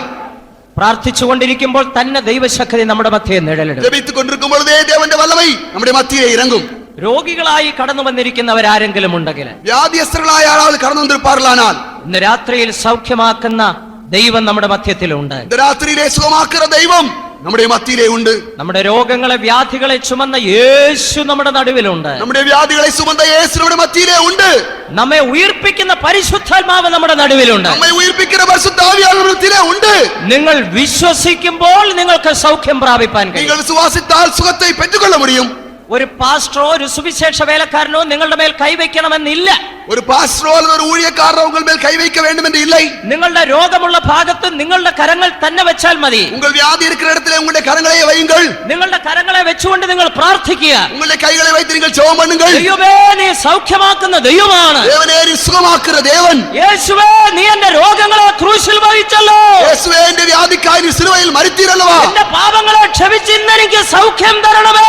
എന്റെ പാവങ്ങളെ മന്നിട്ട് നീ സുഖമാക്ക വേണ്ടുമേ. ഇന്ന് എന്നെ സൗഖ്യമാക്കണമേ. എന്നെ സുഖമാക്ക വേണ്ടുമേ എന്ന് നിങ്ങൾ നിലവിളിക്കുന്നു എങ്കിൽ ഈ നിമിഷം നിങ്ങൾക്ക് സൗഖ്യം വരികയാണ്. എന്ന് നിങ്ങൾ അവരെ നോക്കി കൂപ്പിടുന്നു சொன்னால் இந்த நேரத்திலே சுகம் பெற முடியும்.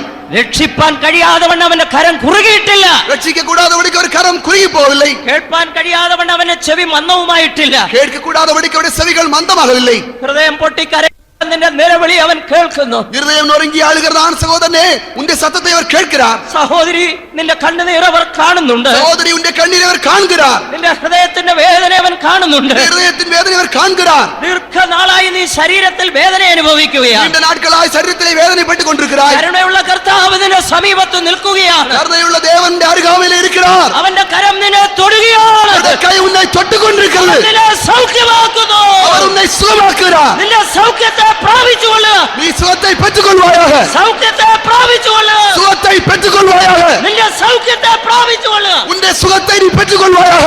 ദൈവശക്തി വ്യാപരിച്ചുകൊണ്ടിരിക്കുന്നു. ദേവന്റെ വല്ലമൈ ക്രിയ ചെയ്തുകൊണ്ടിരിക്കുന്നു. ദൈവശക്തി വ്യാപരിക്കുന്നു. ദേവന്റെ വല്ലമൈ ക്രിയ ചെയ്തുകൊണ്ടിരിക്കുന്നു. സൗഖ്യമാക്കുന്ന ശക്തി വ്യാപരിക്കുന്നു. സുഖമാക്കുന്ന വല്ലമൈ ക്രിയ ചെയ്യുന്നത്. ദൈവശക്തി വ്യാപരിക്കുന്നു. ദേവന്റെ വല്ലമൈ ക്രിയ ചെയ്യുന്നത്. എല്ലാ കെട്ടുകളും അഴിയുകയാണ്. എല്ലാ കെട്ടുകളും ഉടയുന്നത്. എല്ലാ ബന്ധനങ്ങളും അഴിയുന്നു. എല്ലാ കെട്ടുകളും മാറുகிறது. ദൈവത്തിന്റെ ജനം ആത്മാവിൽ ആരാധിക്കുമ്പോൾ, നിങ്ങൾ ദൈവത്തെ ആവിയിൽ ആരാധിക്കുമ്പോൾ എല്ലാ കെട്ടുകളും അഴിയുകയാണ്. എല്ലാ കെട്ടുകളും മാറും. എല്ലാ കെട്ടുകളും അഴിയുന്നു. എല്ലാ കെട്ടുകളും അഴിഞ്ഞു പോകും. ദൈവാത്മാവിൽ നിറയപ്പെടുക. ദേവന്റെ അൻപിനാൽ നിറയപ്പെടുക. നിങ്ങളുടെ കെട്ടുകൾ അഴിയട്ടെ. കെട്ടുകൾ ഉടയ്ക്കപ്പെടട്டும். കൈകാലുകളുടെ കെട്ടുകൾ അഴിയട്ടെ. ദേവന്റെ വലമിനാലുള്ള കെട്ടുകൾ ഉടയ്ക്കപ്പെടട്ടും. നിങ്ങളുടെ ആത്മാവിലെ കെട്ടുകൾ അഴിയട്ടെ. ആവിയിലുള്ള കെട്ടുകൾ അഴിക്കപ്പെടട്ടും. ശരീരത്തിലെ കെട്ടുകൾ അഴിയട്ടെ. ശരീരത്തിലുള്ള കെട്ടുകൾ അഴിക്കപ്പെടട്ടും. ദൈവത്തിന്റെ ആത്മാവ് ഈ ഹോളിൽ വ്യാപരിക്കുന്നു. ദേവന്റെ ആവിയാനവർക്കുൾ ക്രിയ ചെയ്യുവാൻ. ദൈവാത്മാവ് ഈ പന്തലിൽ വ്യാപരിക്കുന്നു. ദേവന്റെ ആവിയാണ് പന്തലിൽ ക്രിയ ചെയ്യുகிறார். ദൈവത്തെ സ്തുതിച്ചുകൊണ്ടിരിപ്പീൻ. ദേവനെ സ്തോത്രം ചെയ്തുകൊണ്ടിരിക്കുക. ദൈവത്തെ സ്തുതിച്ചുകൊണ്ടിരിപ്പീൻ. ദേവനെ സ്തുതിച്ചുകൊണ്ടിരിക്കുക. നിങ്ങളുടെ അനുഗ്രഹം ഇപ്പോൾ പ്രാപിച്ചുകൊള്ളുവീൻ. ദേവന്റെ ആശീർവാദങ്ങളെ പെറ്റുകൊള്ളുങ്ങൾ. നിങ്ങളുടെ സൗഖ്യത്തെ പ്രാപിപ്പീൻ. നിങ്ങൾ സുഖത്തെ പെറ്റുകൊള്ളുങ്ങൾ. നിങ്ങളുടെ ശക്തിയെ പ്രാപിപ്പീൻ. വലമയെ പെറ്റുകൊള്ളുങ്ങൾ. നിങ്ങളുടെ ശക്തിയെ പ്രാപിപ്പീൻ. വലമയെ പെറ്റുകൊള്ളുങ്ങൾ. നിങ്ങളുടെ ജയത്തെ പ്രാപിപ്പീൻ. നിങ്ങളുടെ ജയത്തെ പെറ്റുകൊള്ളുങ്ങൾ. നിങ്ങളുടെ വിടുതലെ പ്രാപിപ്പീൻ. നിങ്ങളുടെ വിടുതലയെ പെറ്റുകൊള്ളുങ്ങൾ. ഉരബലബ കക്ഷീരബലബലബ റിബിലബലബലബലബ റിബിലബലബലബലബ. ഹല്ലേലൂയ, ഹല്ലേലൂയ, ഹല്ലേലൂയ, ഹല്ലേലൂയ. ആമേൻ. റിബിലബലബലബ ബക്കശലവകതുദബലകശലവരിയായി. റിബികരബലബലബ ക്ഷീരബലബലബലബ. ഹല്ലേലൂയ, ഹല്ലേലൂയ. നിന്റെ കൈകളുടെ ബന്ധനം അഴിഞ്ഞിരിക്കുന്നു. ഉന്റെ കൈകളുടെ കട്ടുകൾ അഴിക്കപ്പെട്ടു പോയിരിക്കുന്നത്. കരങ്ങളെ അടിച്ച് ദൈവത്തെ മഹത്വപ്പെടുത്താം. നിങ്ങൾ കൈകളെ അടിത്ത് കർത്തരെ മഹിമപ്പെടുത്തുക. ആമേൻ. ഹല്ലേലൂയ, ഹല്ലേലൂയ, ഹല്ലേലൂയ, ഹല്ലേലൂയ, ഹല്ലേലൂയ. യാ രബലബകശലവരിയായി. ബലബലബലബാരിയ ക്ഷീരബലബലബ. ആമേൻ. ഊരിവിഖാരിയാദ. ഹല്ലേലൂയ, ഹല്ലേലൂയ. ആമേൻ. ആമേൻ. ആമേൻ. ഹല്ലേലൂയ. ഹല്ലേലൂയ. യോ ഹല്ലേലൂയ. രബലബകശതുദബലവകതുദിബിദിബിഖാരിഹാരി. ഹല്ലേലൂയ. ഹല്ലേലൂയ. പ്രിയ സഹോദരങ്ങളെ, അരുമയാണ് സഹോദരരെ, യേശു നിന്നെ സൗഖ്യമാക്കിയിരിക്കുകയാണ്. இயேசு உங்களை சுகமாக்கி இருக்கிறார். നീ മുഴങ്കാലിൽ നിന്ന് ദൈവത്തെ ആത്മാവിൽ ആരാധിച്ചു കൊള്ളുക. நீ முழங்காலில் நின்று தேவனை ஆவியில் ஆராதனை செய். നീ സൗഖ്യമായിരിക്കുന്നു. நீ சுகமாகி இருக்கிறாய். നിന്റെ വേദന നിന്നെ വിട്ടുമാറിയിരിക്കുന്നു. இந்த வேதனை உன்னை விட்டு போயிருக்கிறது. നീ ആത്മാവിൽ സന്തോഷിച്ചു കൊള്ളുക. நீ ஆவியிலே சந்தோஷப்படு. യേശു നിന്നെ വിടുവിച്ചിരിക്കുന്നു. இயேசு உன்னை விடுவித்திருக்கிறார். ஹல்லேலூயா, ஹல்லேலூயா, ஆமென், ഹല്ലേലൂയ, ഹല്ലേലൂയ. ஹல்லேலூயா, ஹல்லேலூயா. ദൈവം തന്റെ സഭയെ ഒരുക്കിക്കൊണ്ടിരിക്കുകയാണ്. தேவன் தம்முடைய சபையை ஆயத்தப்படுத்திக் கொண்டிருக்கிறார். കാരണം ഇത് അന്ത്യകാലമാണ്. காரணம் இது கடைசி நாட்கள். കാഹളം മുഴങ്ങാറായി. எக்காலம் ധ്വനിக்க போகிறது. ദൈവം തന്റെ പരിശുദ്ധാത്മാവിന്റെ ശക്തിയെ ധാരാളമായി പകരുന്നു. தேவன் தன்னுடைய பரிசுத்த ஆவியின் வல்லமையை தாராளமாய் கொடுக்கிறார். ജനത്തെ വിശുദ്ധീകരിപ്പാൻ, ஜனத்தை சுத்திகரிக்கும்படியாய், ജനത്തിന് ജയജീവിതം നൽകുവാൻ, ஜனத்திற்கு ஜெயம் கொடுக்கும்படியாய், ജയം നൽകുവാൻ, ஜெயம் கொடுக்கும்படியாய், കർത്താവിന്റെ വരവിനായി ഒരുക്കുവാൻ, வருகைக்கு ஆயத்தப்படுத்தும்படியாய் ഇതാ നിനക്കൊരു അഭിഷേകം തരുന്നു. உனக்கு ஒரு பெரிய அபிஷேகம் கொடுக்கிறார். ഹല്ലേലൂയ, ആമേൻ, ഹല്ലേലൂയ. சோர்ந்திடும் உள்ளங்கள் உணர்வடைய, மாண்டி கனிரங்கள் உயிரடைய. சோர்ந்திடும் உள்ளங்கள் உணர்வடைய, மாண்டிடும் சரீரங்கள் உயிரடைய. ஆண்டிடும் சக்திகள் அகந்தோடவே, அண்டி வரும் எமக்களின் ஜெயம் தருவே. ஆண்டிடும் சக்திகள் அகந்தோடவே, அண்டி வரும் எமக்களின் ஜெயம் தருவே. ஊற்றிடுமே உமதாவியை, மாற்றிடுமே உம்மை போலவே. ஊற்றிடுமே உமதாவியை, மாற்றிடுமே உம்மை போலவே. ஊற்றிடுமே உமதாவியை, மாற்றிடுமே உம்மை போலவே. ஊற்றிடுமே உமதாவியை, மாற்றிடுமே உம்மை போலவே. ഹല്ലേലൂയ.